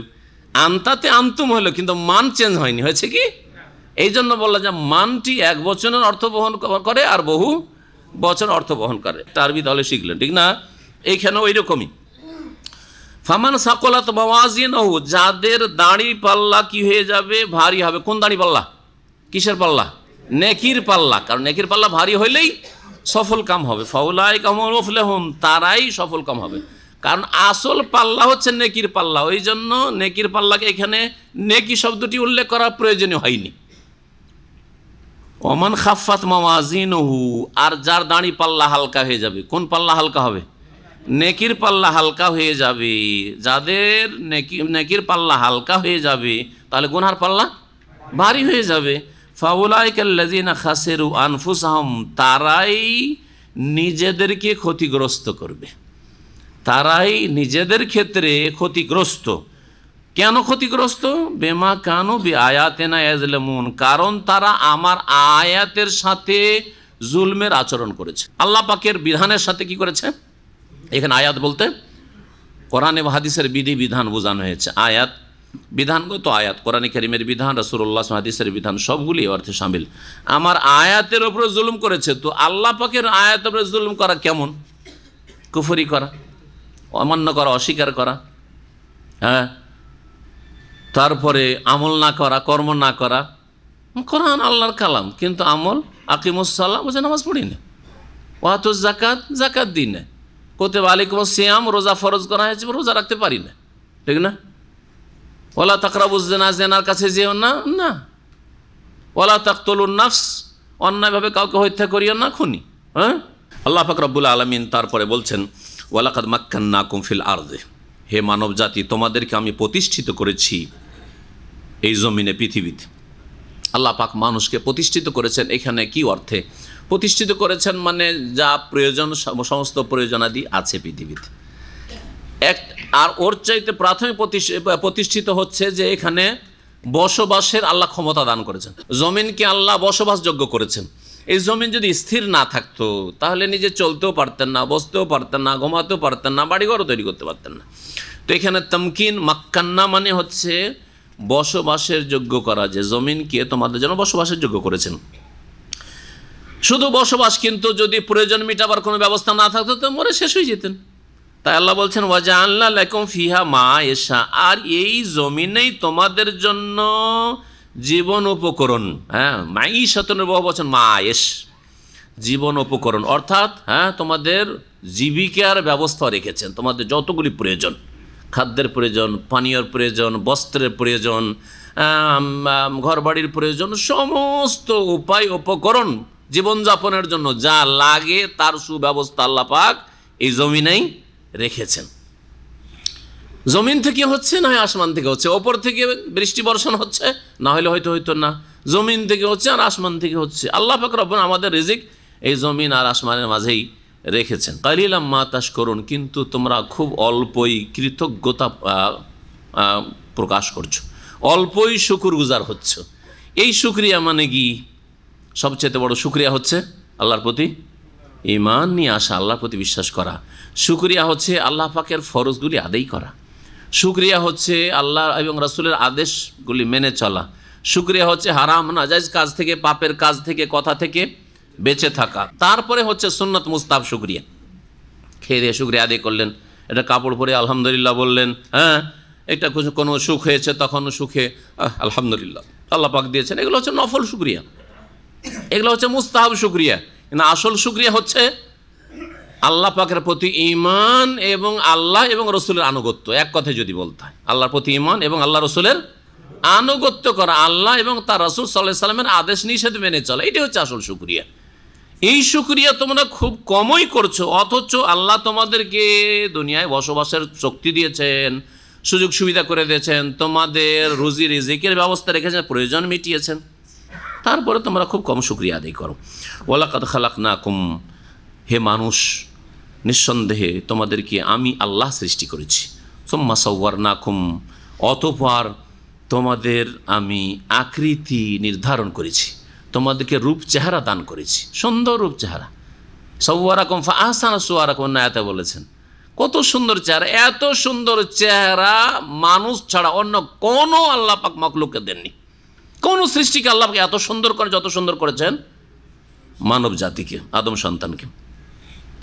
তো আল্লাহ পাক সৃষ্টি করলেন, রূপ চেহারা দিলেন, তারপরে সুম্মা কুলনা, তারপরে আল্লাহ বলছেন আমি বললাম লিল মালাইকাতে, ফেরেশতাগণকে, উসজুদু লি আদম, তোমরা সিজদা করো আদম আলাইহিস সালামকে। তাহলে বোঝা গেল যে তারপরে সিজদা করতে বললেন। তো আদম আলাইহিস সালামকে সিজদা করতে যখন, তার আগে কি আমাদেরকে আল্লাহ সৃষ্টি করেছিলেন? তো আল্লাহ যে বহু বচন দিয়ে বলেছেন, তো আসলে কি সকল মানুষকে এখানে সম্বোধন করা হয়েছে? হ্যাঁ, নাকি সকল মানুষকে বলা হয়েছে যেহেতু তোমাদের বাবা আদমকে সৃষ্টি করেছে, আবুল বাশার মানব জাতির পিতাকে আমি সৃষ্টি করেছি, আর তাকে আমি সৃষ্টি না করলে তোমরা আসতে না, তার মাধ্যমে তোমরা আজকে পৃথিবীতে ছড়িয়ে পড়েছ, এই জন্য যেন বহু বচন দিয়ে সম্বোধন করা হয়েছে। আসলে সম্বোধন এখানে কাকে করা হয়েছে? আদম আলাইহিস সালামকে। যে আদমকে সৃষ্টি করলাম, তারা আদমকে সুন্দর রূপ চেহারা দিলাম। আদমকে শুধু সৃষ্টি করেননি, নিজের হাতে সৃষ্টি করেছেন। কোনো মাখলুককে আল্লাহ নিজ হাত দিয়ে আল্লাহ সৃষ্টি করেননি। এই বৈশিষ্ট্যটা অনেকে খেয়াল রাখে না। অন্য মাখলুককে আল্লাহ শুধু কোন হয়ে যা, হয়ে গেছে, কিন্তু আদমকে লেমা খালাক তো বেয়া দাইয়া, আমি দুই হাত দিয়ে সৃষ্টি করলাম আল্লাহ বলছেন। তা আল্লাহর কথাটা এমনি, আল্লাহ বলছেন বেয়া দাইয়া, আর বললেন এমনি সৃষ্টি করলেন, কোন দিয়ে বলবেন আপনি? আল্লাহ বলেছেন দুই হাত দিয়ে, দুই হাত দিয়ে, আর দুই হাত দিয়ে সৃষ্টি করেছেন, দ্বিবচন বলেছেন, তার মানে আল্লাহর দুই হাত আছে, আল্লাহর হাত আল্লাহর মতো, না অস্বীকার করবেন? এটা হচ্ছে গুমরাহির রাস্তা। আল্লাহ বলছেন দুই হাত দিয়ে সৃষ্টি করেছি, বলছে আল্লাহর হাত নাই, কুদরতি হাত। এই গুমরাহি জনসাধারণের চাইতে বেশি মাদ্রাসা পড়াদের মধ্যে রয়েছে। আল্লাহ পাক রব্বুল আলামিন বলছেন যে আদম আলাইহিস সালামকে, তোমাদের পিতাকে সৃষ্টি করার পরে ফেরেশতাগণকে বললাম উসজুদু লি আদম, আদম আলাইহিস সালামকে সিজদা করো। ফাসাজাদু ইল্লা ইবলিস, সকলেই সিজদা করলো, কিন্তু ইবলিস সিজদা করলো না। ইবলিস সিজদা করলো না, তো ইবলিস কি ফেরেশতা ছিল? আল্লাহ হুকুম করলেন মালায়েকাকে, ফেরেশতাকে, ফেরেশতারা সিজদা করলো, ইবলিস সিজদা করলো না। তো ইবলিস কি মালায়েকার অন্তর্ভুক্ত ছিল? কি বলবেন তাহলে? আল্লাহর অর্ডার কি ইবলিসকে হয়েছিল? জিনকে হয়েছিল? জিনকে হয়েছিল? হুকুম হয়েছিল মালায়েকাকে। তো ইবলিস কেন ওদের দলভুক্ত হইল? ফাঁসলো কি করে ওখানে গিয়ে? হ্যাঁ, বোঝা গেছে? কোনো একটা জায়গাতে কিছুক্ষণের জন্য খোলা হয়েছে ধরেন, আর একটা লোক আসলে ঢুকতো না, ঢুকে গেছে, তারপরে দরজা বন্ধ হয়ে গেছে, ফেঁসে গেছে কিনা, বের হইতে পারবে? ওই রকম ব্যাপার ইবলিসের হয়েছে। ইবলিস আসলে জিনের। সূরা কাহফের আয়াত নম্বর 50 আল্লাহ বলছেন যে কানা মিনাল জিন্নে ফাসাকা আন আমরি রাব্বি, ইবলিস সিজদা করেনি, সে জিনদের দলের ছিল, আল্লাহর বিরুদ্ধাচরণ করেছিল। তো স্পষ্ট আয়াতই বলা হয়েছে যে ইবলিস নূরের পয়দা না, ইবলিস মালায়েকাদের অন্তর্ভুক্ত না, ইবলিস জিনদের অন্তর্ভুক্ত ছিল। জি, তাহলে ফেরেশতাদেরকে সম্বোধন করা হলো, ওতে কি করে ঢুকলো? ইবলিস সম্পর্কে বলা হয়েছে, মুফাসসিরিন করে বলেছেন যে ইবলিসকে আল্লাহ পাক এসব ঘটাবেন, আর এসব আল্লাহ পাকের হিকমতে ঘটবে।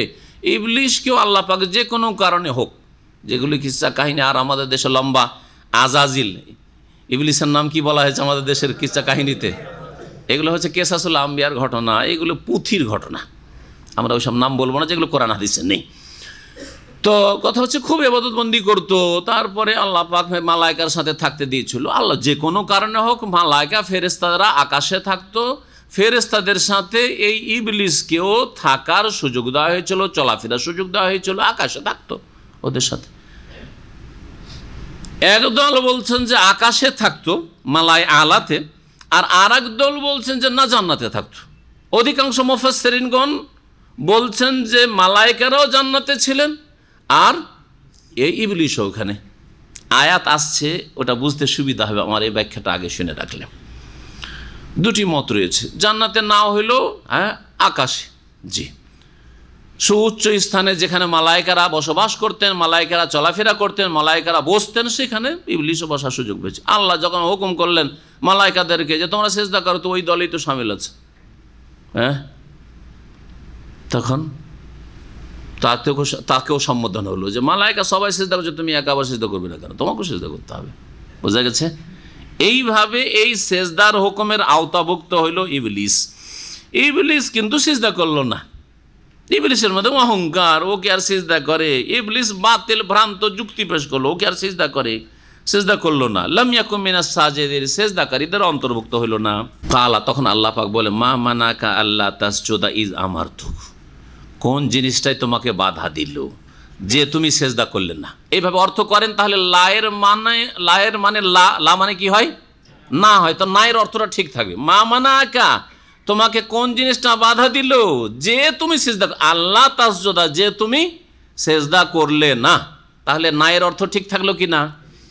আর যদি এরকম করেন টানা অর্থ, মা মানাকা আল্লাহ তাসজুদা, তোমাকে সিজদা করতে কোন জিনিসটা বাধা দিল, তাহলে নায়ের অর্থ আর লায়ের অর্থ হলো না। এই জন্য মুফাসসিরিনগণ বলছেন এখানে লাটা হচ্ছে অলংকারের জন্য অতিরিক্ত জায়েদা, এখানে লায়ের অর্থ নেই। কখনো কখনো আরবিতে লা অলংকারের জন্য হয়, যেমন লা উকসিমু বিয়াউমিল কিয়ামা, লা উকসিমু বিহাযাল বালাদ। আল্লাহ বলছেন আমি কসম করছি এই শহরের বা কিয়ামতের দিনের, কিন্তু লা দিয়ে শুরু হয়েছে, তাও কসম করছি না। লা উকসিমু মানে কি হবে? কসম করছি না। তো এই অর্থ তো নেই এখানে। তো এটা হচ্ছে লা কিসের জন্য? অতিরিক্ত অলংকারের জন্য। আর আরেকটা বলা যাবে তাগিদের জন্য, কসমটা শপথটা তাগিদের জন্য। জি, কিন্তু লা এমনি নায়ের অর্থে শাব্দিক, এখানে ওই অর্থটা ধরা যাবে না যেহেতু অতিরিক্ত। সেটা কিছু অতিরিক্ত অক্ষর থাকে প্রত্যেক ভাষাতে, ইংরেজিতে থাকে না, আছে না, যেগুলোকে বলা হয় যে উচ্চারণে আসবে না, লিখতে হবে কিন্তু উচ্চারণে আসবে না। হ্যাঁ, ছুরির ইংরেজি কি দিয়ে শুরু হয়?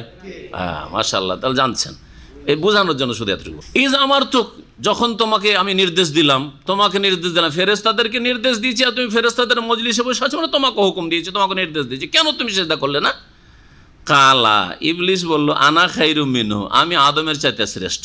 কেন শ্রেষ্ঠ? যুক্তি শুনেন। খালাকতানি মিন নারিন, আমাকে আগুন দিয়ে তুমি সৃষ্টি করেছো, ওয়া খালাকতাহু মিন তিন, আর তাকে কাদামাটি দিয়ে সৃষ্টি করেছো। তিন মানে রসাল কাদামাটি, শুখা মাটি নয়, সেই জন্য বললাম তিন। আর তোরাব যদি হইতো তো ধুলা মাটি।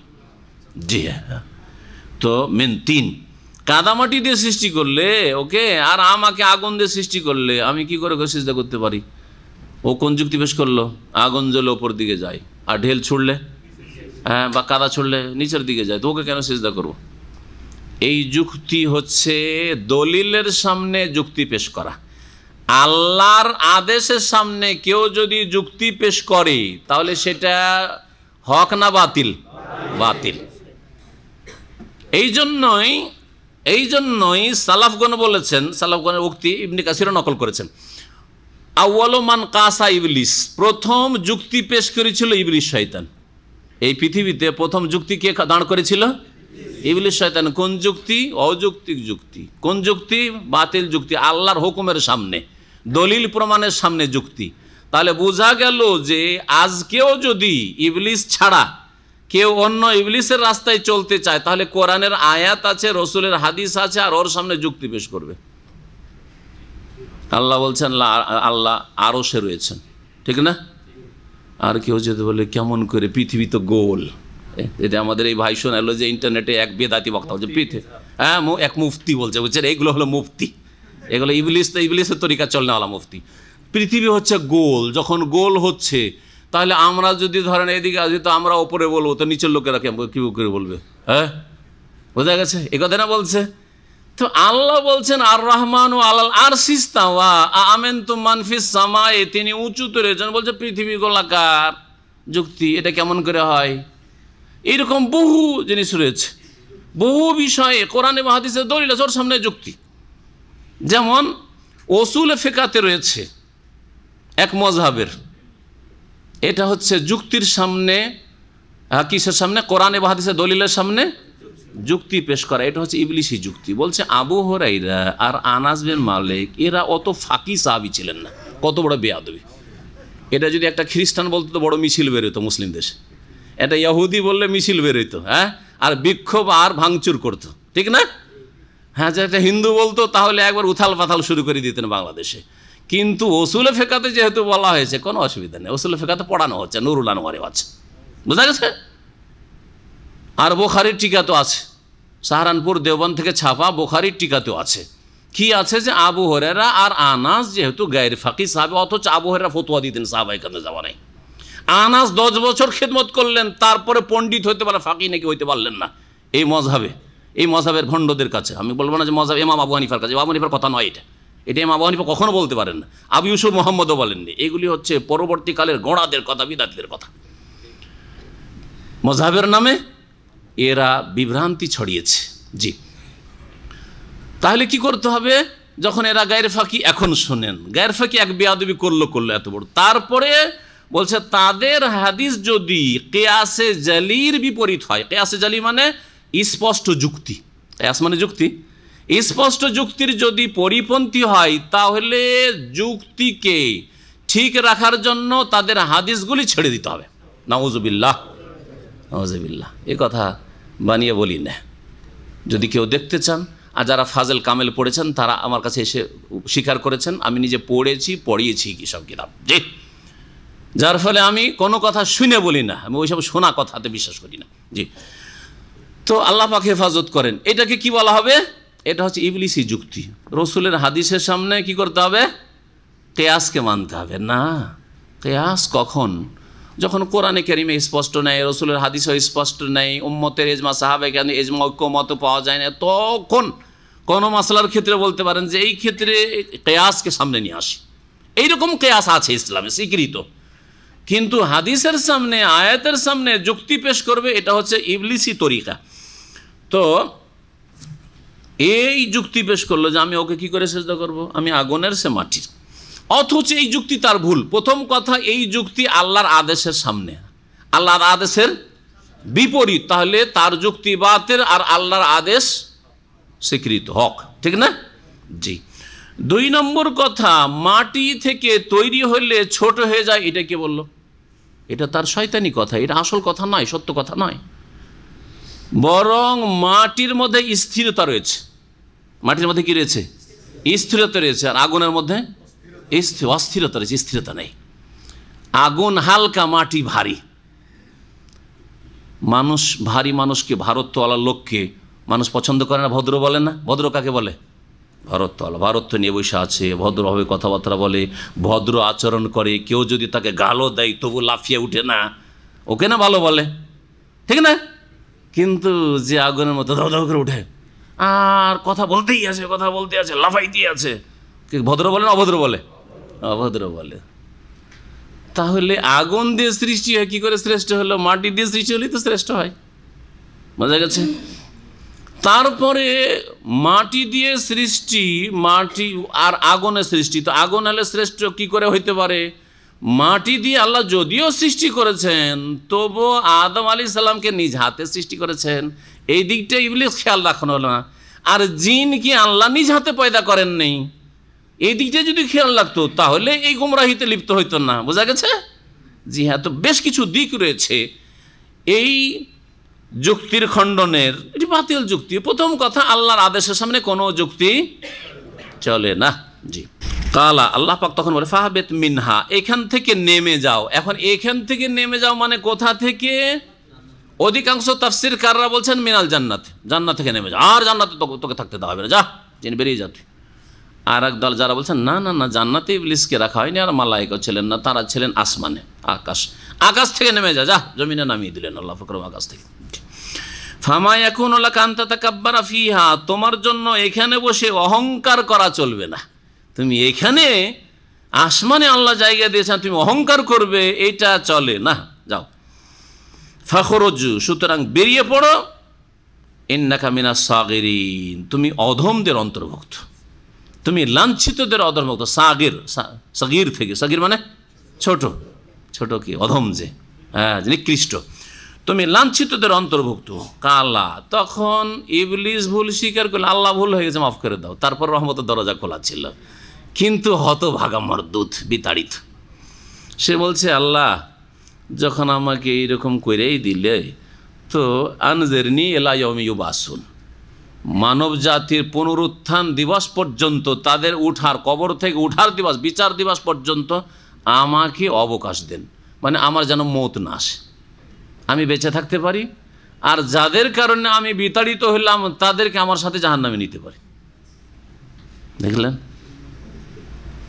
মানুষ কমন সেন্সে বুঝছে যে এই জায়গাটা একটা, এটা টার্ন সুযোগ আছে, এদিকে যাব না ওইদিকে যাব, তো এইদিকে চলে আসলে হয়তো যে ফিরে আল্লাহ মাফ করে দেখ, ভুল হয়ে গেছে, আর এই ভুল করব না, আল্লাহ ভুল স্বীকার করছি, সেজদা করে নিচ্ছি, বললে কাজ হয়ে যেত না, ওইদিকে এলো না, না যখন তুমি এরকম করলে তাহলে আমাকে সুযোগ দাও একটা। এদের কারণে, আদমের কারণে যখন আমাকে এইদিকে যেতে হলো জাহান্নামের দিকে, তাহলে আদমের সন্তান কাউকে ছাড়বো না, আদমকেও জান্নাতে বের করার চেষ্টা করবো, আর করলো, আদমকে জান্নাতে বের করলো না। হ্যাঁ দেখেন, তাহলে ইবলিস কত তার মেহনত চালিয়ে যাচ্ছে। বাতিলে যদি এত মেহনত করতে পারে, তো আপনি হকের জন্য, কোরআনের জন্য, সুন্নার জন্য, রসুলের জন্য কতটা মেহনত করছেন চিন্তা করুন তো দেখি। এখান থেকে ইবলিস থেকেও কিছু শিখার আছে। চোর দেখা শিখে না মানুষ, জ্ঞানী মানুষ চোরকে দেখা শিখে। চোরকে লোকে গণপিটনি দিচ্ছে, আপনি আর চুরি করবেন? জ্ঞানী হলে আর চুরি করবেন না। আরে বাবা রে, এই মার খেতে পারবো না, ঠিক না? পকেট মার কে, কোনখানে 10টা 20টা টাকা পকেট মারার চেষ্টা করেছে, পকেটটা মারতেও পারেনি, আর গণপিটনিতে মেরেই ফেলে দিচ্ছে। বেকুব লোকের আমাদের দেশে জাহেল সব, হ্যাঁ মেরেই ফেলে দিচ্ছে, পুলিশকে ধরে না, মেরে ফেলে দিচ্ছে। তো এই দেখে অন্তত শিখছেন যে পকেট মারি করবো না, হয়তো মনটা চাইছিল, হয়তো, ঠিক না? তো এই শেখা উচিত, ইবলিসকে দেখে শেখা উচিত। হ্যাঁ খবরদার, এখানে সংশোধনের পথে আসবেন। একটু ভুল পথে চলে গেছে, তাড়াতাড়ি সংশোধনের পথে চলে আসেন, না হলে ইবলিসের পথ ধরে চলে যেতে হবে। ইবলিস কাউকে ছাড়ে না। আর তারপরে দাওয়াতের কাজ, ইবলিসের কাছ থেকে দাওয়াতের কাজ শিখেন। ইবলিস যদি গুমরাহির দাওয়াত দিতে পারে, কুফরির দাওয়াত দিতে পারে, শিরকের দাওয়াত দিতে পারে, পাপের দাওয়াত দিতে এত যদি প্রয়াস চালাতে পারে, তা আপনি হকের দাওয়াতে কেন এত গাফিল, এত কেন উদাসীন, এত কেন অলস, কেন অলস? আল্লাহ পাক যেন তৌফিক দান করেন। আল্লাহ পাক বলছেন, ইবলিস তখন বলল যে আল্লাহ আনজিরনি, আমাকে অবকাশ দাও, ইলা ইয়াউমি ইউবাসুন, তাদের পুনরুত্থানের দিন পর্যন্ত। কালা ইন্নাকা মিনাল মুনজারিন, তখন আল্লাহ সাথে সাথে বললেন যে তুমি ওইসব লোকদের, ওইসবদের অন্তর্ভুক্ত যাদেরকে অবকাশ দেওয়া হয়েছে, অর্থাৎ তোমাকে অবকাশ দেওয়া হইল। কালা, তখন ইবলিস বলল ফাবেমা আগওয়াইতানি, আল্লাহ যেহেতু আমাকে তুমি পথভ্রষ্ট করেই দিয়েছো। আগওয়া ইউগবি, এগওয়া মানে হচ্ছে পথভ্রষ্ট করে দাও, আমাকে পথভ্রষ্ট করে দাও। নিজের দোষ স্বীকার করছে না, আল্লাহর উপরে দোষ চাপাচ্ছে না। বেমা আগওয়াইতানি, আল্লাহ যেহেতু তুমি পথভ্রষ্ট, আল্লাহ পথভ্রষ্ট করলেন না, সে পথভ্রষ্ট হইল। আল্লাহ তো বলছেন আদমকে সেজদা করো, সেজদা করে আল্লাহকে রাজি করে দাও। হ্যাঁ, তোমার জন্য তওবার দরজা খোলা আছে, কিন্তু তওবার দরজায় ঢুকলো না, তো গুমরা তো সে নিজে থেকে হইল, নিজের কর্মদোষে জাহান্নামের দিকে গেল, মারদুদ শয়তান রাজিম হইল, আর আল্লাহর উপরে দোষ চাপাচ্ছে। বদমাইশ লোকদের কাজই এরকম, ঠিক না? ইবলিসের চালাদেরও কাজ ওই রকম। নামাজ পড়েন না কেন? আল্লাহ যেদিন তৌফিক দিব পড়বো বলছে না, ইবলিসের চালা না এরা। জি, আল্লাহ চাইলে তো আমাকে গোনা থেকে বাঁচিয়ে রাখতে পারে না, কেন আমার দ্বারা গোনা হয়ে যাচ্ছে তো বাঁচতে পারি না কেন? সব দোষ আল্লাহর উপর চাপায়। জি, তো শয়তানের চালা। আল্লাহ পাক রব্বুল আলামিন বলছেন যে ইবলিস বলল ফাবেমা আগওয়াইতানি, আল্লাহ যেহেতু আমাকে পথভ্রষ্ট করেই দিলে, লাআকুদান্না লাহুম সিরাতাকাল মুস্তাকিম, তোমার সরল পথে আমি তাদের উদ্দেশ্যে ওঁত পেতে বসবো, অবশ্যই ওঁত পেতে বসে থাকবো, একবারে প্রস্তুত হয়ে থাকবো। সিরাতে মুস্তাকিমের কাছে, ইসলামের রাস্তার পাশে দাঁড়িয়ে থাকবো, আর তাদেরকে টানার চেষ্টা করবো সেখান থেকে, যাকে যেমনভাবে শয়তান পারে এই কাজে লেগে আছে। সুম্মা লাআতিয়ান্নাহুম মিন বাইনি আইদিহিম ওয়া মিন খালফিহিম ওয়া আন আইমানিহিম ওয়া আন শামাইলিহিম ওয়া লা তাজিদু আকসারাহুম শাকিরিন, অতঃপর আমি অবশ্যই তাদের সামনে দিয়ে আসবো, তাদের পেছন দিয়ে আসবো, তাদের ডান দিক থেকে আসবো, তাদের বাম দিক থেকে আসবো। ওয়ালা তাজিদু আকসারাহুম শাকিরিন, আর তাদের অধিকাংশ লোককে আপনি কৃতজ্ঞ পাবেন না। অধিকাংশ লোককে আমি কুফরিতে, শিরকে, পাপে লিপ্ত করব, সকল দিক থেকে আসব। এই জন্য নবী করিম সাল্লাল্লাহু আলাইহি ওয়াসাল্লাম একটি দোয়া শিখিয়েছেন, সকাল সন্ধ্যার জিকিরে রয়েছে। যেই দোয়ার অংশ হচ্ছে আল্লাহুম্মা হাফাজনা মিন বাইনি আইদিনা ওয়া মিন খালফিনা ওয়া আন আইমানিনা ওয়া মিন শামাইলিনা ওয়া মিন ফাওকিনা ওয়া আউযু বিকা, বা নাউযু বিকা যদি বহুবচন পড়েন হাদিসে আউযু বিকা, ওয়া আউযু বিকা আন উগতালা মিন তাহতি, আর যদি বহুবচন দিয়ে পড়ে ওয়া নাউযু বিকা আন নুগতালা মিন তাহতিনা। নবী করিম সাল্লাল্লাহু আলাইহি ওয়াসাল্লাম এই দোয়া শিখিয়েছেন। আল্লাহ আমাদের হেফাজত করো সামনের দিক থেকে, পেছন দিক থেকে, ডান দিক থেকে, বাম দিক থেকে, ওপর দিক থেকে আর নিচের দিক থেকে, যাতে করে আমাদেরকে ধ্বংস না করে দেওয়া হয়। আমরা এই দোয়াটা পড়ি, যারা পড়ি আর অর্থ বুঝেও পড়ি, তারা মনে করি যে আল্লাহ সামনের দিক থেকে যেন কোনো বিপদ না আসে। এই দিক থেকে কোন বিপদ? মানে জানের বিপদ। আল্লাহ সামনের দিক থেকে যেন অ্যাক্সিডেন্ট না হয় আমার গাড়িতে, পিছন দিক থেকে যেন অ্যাক্সিডেন্ট না হয়, ডান দিক বাম দিক থেকে যেন অ্যাক্সিডেন্ট না হয়। এতটুকু চিন্তাধারা আমাদের সংকীর্ণ চিন্তাধারা। কিন্তু জিন শয়তান যে ওর চাইতে বড় দুশ্মন, ওর চাইতে বড় বিপদ, এটা কিন্তু কখনো মগজে থাকে না। অথচ সকাল সন্ধ্যার জিকির আজকার করছেন, অনেক সময় তর্জমা বুঝাও করছেন। তাহলে আজকে ওইটা আপনি এতে ইনক্লুড করেন, শামিল করেন। আল্লাহ সামনের দিক থেকে জিন শয়তান থেকে হেফাজত করো, পেছন দিক থেকে ইবলিস শয়তান থেকে হেফাজত করো, ডান দিক থেকে ইবলিস শয়তানের থেকে হেফাজত করো, আর বাম দিক থেকে ইবলিস শয়তান থেকে হেফাজত করো। আর এই শয়তানের কারণে শয়তানি জিন স্পর্শ করা হয়, শয়তানের কারণে সেহের জাদু হয়, হয় না? শয়তানের কারণে ক্ষয়ক্ষতি, পারিবারিক আর্থিক ক্ষয়ক্ষতি হয়, সামাজিক ক্ষয়ক্ষতি হয়, বিভিন্ন রকমের ক্ষয়ক্ষতি হয়, সমস্ত রকমের অনিষ্ট থেকে। তাহলে দোয়াতে কি রয়েছে? ব্যাপকতা রয়েছে, ব্যাপকতা রয়েছে। সীমিত অর্থে আপনি দোয়া করছেন, দোয়াতে ব্যাপকতা রয়েছে, কিন্তু আপনার নিয়তে কিন্তু ব্যাপকতা নেই। কথা বুঝছেন আমার না? বুঝছেন না? দোয়ার অর্থে ব্যাপকতা আছে, কিন্তু আপনার মগজ অতদূর পর্যন্ত যায় না, যার ফলে আল্লাহ বালা মুসিবত থেকে বাঁচিয়ে রাখো, সামনে পিছনে এদিক ওদিক থেকে যেন বালা মুসিবত না আসে, ঠিক না? কিন্তু সবচেয়ে বালা মুসিবত যে ইমান কেড়ে নেওয়ার বালা মুসিবত। আল্লাহ যেন শয়তান আমার ইমান না কাটতে পারে, আমাকে বেদিন না বানিয়ে দিতে পারে, পাপে না লিপ্ত করতে পারে। শয়তান এ কথা কেন বললো না যে তাদের আমি নিচের দিক থেকে আসবো? নিচের দিক বলার পরে জানা হয়নি। জি, এই দিক বললেই যথেষ্ট। আর নিচের দিক থেকে এসে সে ছোটো হইতে চাই না, এটা একটা কথা আছে। নিচের দিক থেকে আসলে ছোটো হয়ে যাবে না মানুষের কাছে, অহংকারিত। ইবলিস তো অহংকার করার কারণে এই দশা হয়েছে তার, তো নিচে থেকে আসতে চাইনি। ওয়ালা তাজিদু আকসারাহুম শাকিরিন, অধিকাংশ লোককে শুকরগুজার পাবে না, কুফরিতে লিপ্ত করো, পাপে লিপ্ত করো। শয়তান লেগে আছে, যাকে যেমনভাবে গুমরা করতে পারে। জানেন, আলেম সমাজ সহি আকীদার যদি হয়, ওদেরকে নামাজও ছাড়াতে পারছে না, কারণ নামাজ জানছে যে বেনামাজি হলে কাফের হয়ে যাব, সহি আকীদার আলেম। হ্যাঁ, আর শিরিক বেদাতে যাবে না, কবর মাজার পূজায় যাবে না। তখন কি করে? দুনিয়ার লোভ পয়দা করে দেয়, না হয় ঝগড়া লাগিয়ে দেয় কারোর সাথে, এর ভিতরে হিংসা পয়দা করে দেয়, আপোষে কলহ, বিবাদ আর হিংসা আর অনৈক্য আর ফাটল আর অন্তর্দ্বন্দ্বের শেষ নেই। যাকে যেমন হয় শয়তান পারে। বলি ফিল্ম যাকে দেখাতে পারবেন না, যেটা কাজ করাতে পারবে ওটা দিয়ে ওকে গুমরা করবে। আর যাকে শিরিক করাতে পারছে, যাকে কুফরি করাতে পারছে, তাকে তো আর অসুবিধা নেই, তাকে অন্যগুলোর জন্য চেষ্টা করার দরকার নেই, ঠিক না? তো এইভাবে যাকে যেইভাবে জাহান্নামে নিয়ে যেতে পারে লেগে আছে। এই জন্য বলে সামনের দিক থেকে, পিছন দিক থেকে, ডান দিক থেকে, বাম দিক থেকে, বিভিন্ন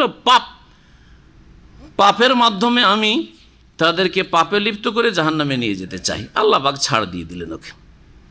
কাল আখরুজ মিনহা, আল্লাহ পাক বললেন যে যাও এখান থেকে বেরিয়ে যাও। উখরুজ মিনহা, আবার বলছেন আল্লাহ পাক। মাজউমান মাদহুরা, নিন্দিত হয়ে আর ধিকৃত হয়ে।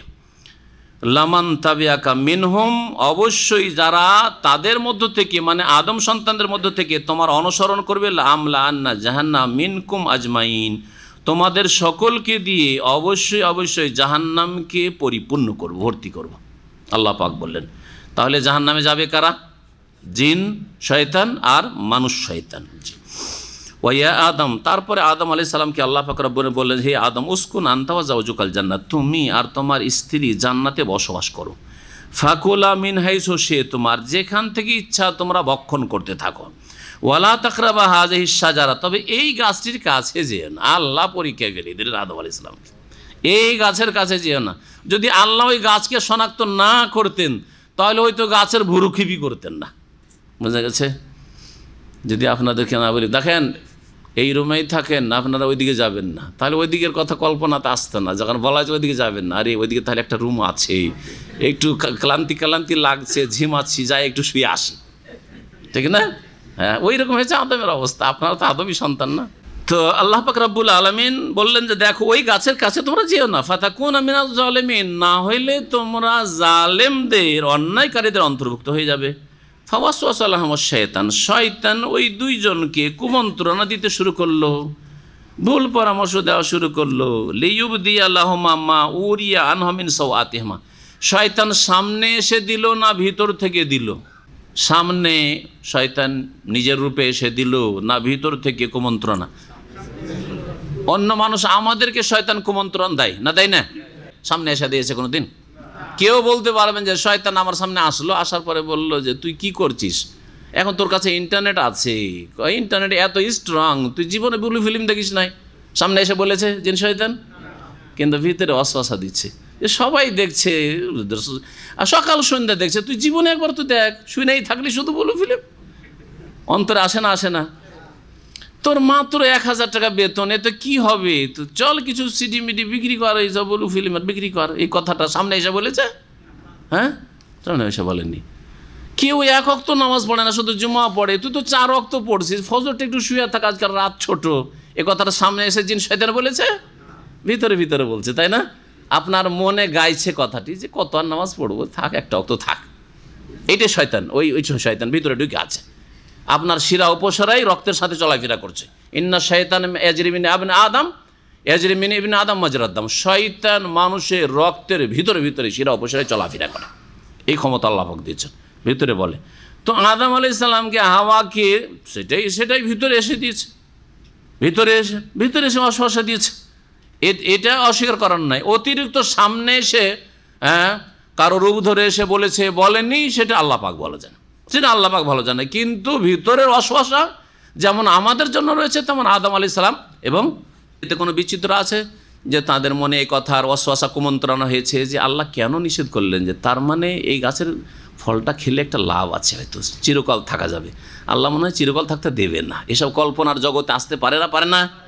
আর এগুলি শয়তানের ওয়াসওয়াসা কি না ভিতরে ঢুকে দিচ্ছে? এগুলো আমাদের যেমন হয়তো আদম হাওয়ারও হয়েছে। জি, তো দুটো দিককে সামনে রাখতে হবে। হতে পারে সামনে এসে কোনো রূপ চেহারা ধরে এসছে, আর না হলে ভিতর ওয়াসওয়াসা দিয়েছে, বা দুটোই দিয়েছে, আল্লাহু আলাম। এই শয়তান কি বলল? এসে বলল, কুমন্ত্রণা দিল। কি জন্য কুমন্ত্রণা দিল? লিউবদিয়া লাহুমা মা উরিয়া আনহুমা মিন সাওআতিহিমা, যাতে করে তাদের উভয়ের জন্য প্রকাশ করে দেওয়া হয় যা তাদের থেকে তাদের ঢেকে রাখা হয়েছে, মিন সাওআতিহিমা অর্থাৎ তাদের গুপ্তাঙ্গ, তাদের লজ্জাস্থান। তাদের লজ্জাস্থান পরস্পরের ওপর যে আবৃত রাখা হয়েছে, কেউ কারো লজ্জাস্থান দেখতে পায় না, ঢাকে রাখা হয়েছে, এটাকে প্রকাশ করে দেওয়ার জন্য, যাতে করে আদম হাওয়াকে বিবস্ত্র দেখতে পায় আর হাওয়া আদমকে বিবস্ত্র দেখতে পায়।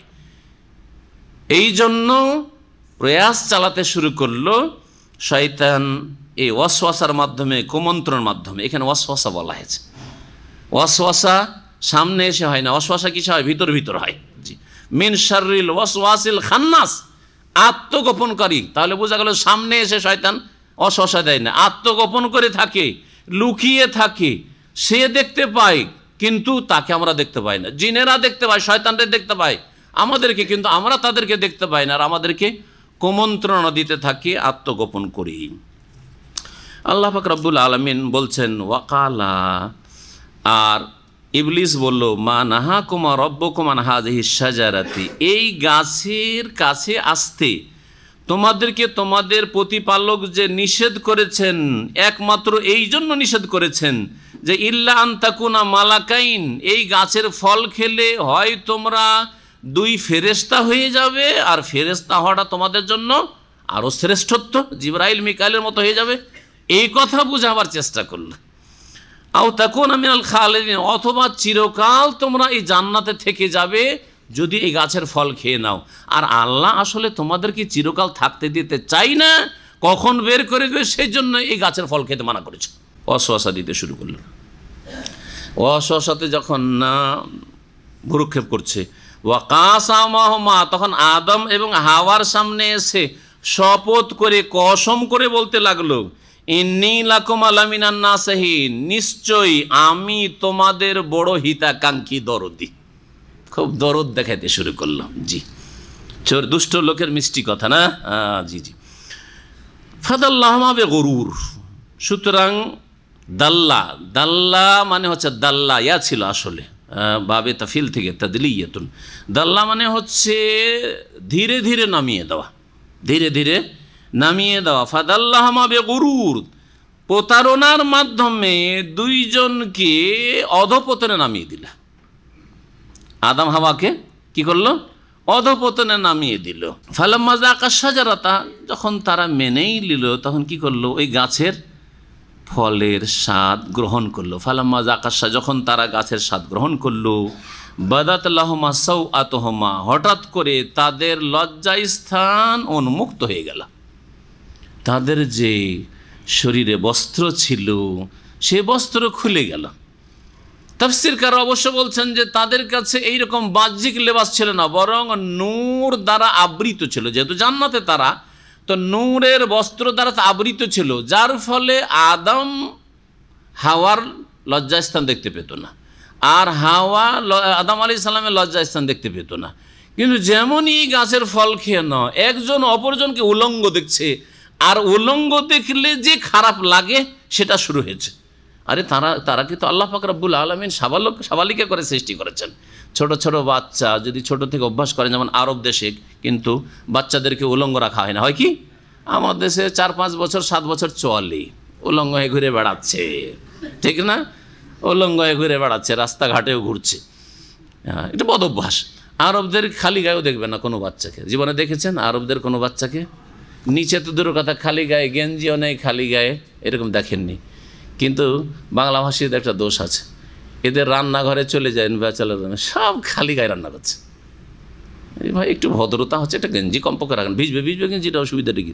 একেবারে খালি গায়ে হয়ে যেতে হবে, দিয়ে তো রান্না করতে হবে নাকি? না খারাপ লাগছে শুনতে? কথাটা ভালো, পরামর্শ এটা দিচ্ছি যে একেবারে খালি গায়ে। এখানে শুধু আপনারা বসবাস করেন না, আপনাদের পাশে অন্য অন্য জাতিরা বসবাস করে, যেটা আপনাদের উপর একটা রিমার্ক, এর খালি। একটা আরব যদি দেখতে যায় সাদা, এবারে খালি গায়ে, গায়ে কিছু নেই। হ্যাঁ, যেমন কেরালাওয়ালাদেরকে যদি দেখে, এরা আরে কি বলবো, লজ্জাকর ব্যাপার সবার এদের। যারা দেখেছেন তারা জানেন, হয়তো সবাই খবর রাখেন না। হ্যাঁ, এরা ওই ঘরের মধ্যে থাকলে এরা শুধু জাঙ্গিয়াটা রাখেন, এইরকম। এই ফিলিপাইনরা ভিতরে থাকলে, এগুলি হচ্ছে অভদ্রতা। প্রত্যেক জাতির কাছ থেকে ভালোটা নেন, খারাপটা ছেড়ে দেন। এটা হচ্ছে জ্ঞানীর পরিচয়। প্রত্যেক জাতির কাছে ভালোটা আছে, ভালোটা নেন, খারাপটা ছেড়ে দেন, ব্যাস। তাহলে আপনি পারফেক্ট হয়ে যেতে পারবেন, কামেল হয়ে যেতে পারবেন। তাহলে আপনি একজন সুন্দর মানুষের মতো মানুষ হয়ে যেতে পারেন। আরবদের মধ্যে বেশ কিছু ভালো জিনিস রয়েছে, ভালোটা নিয়ে নেন, খারাপ থাকলে নিয়েন না, খারাপ থাকলে নেন না। আছে খারাপ আছে, যেগুলো খারাপ আছে নেবেন না, অবশ্যই নেবেন না।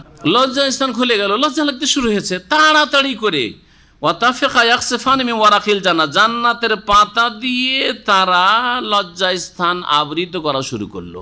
পাতা জড়িয়ে জড়িয়ে, খাসাফা ইয়াকসিফু, হ্যাঁ, জুতা জোড়া তালি দেওয়াকে বলা হয়।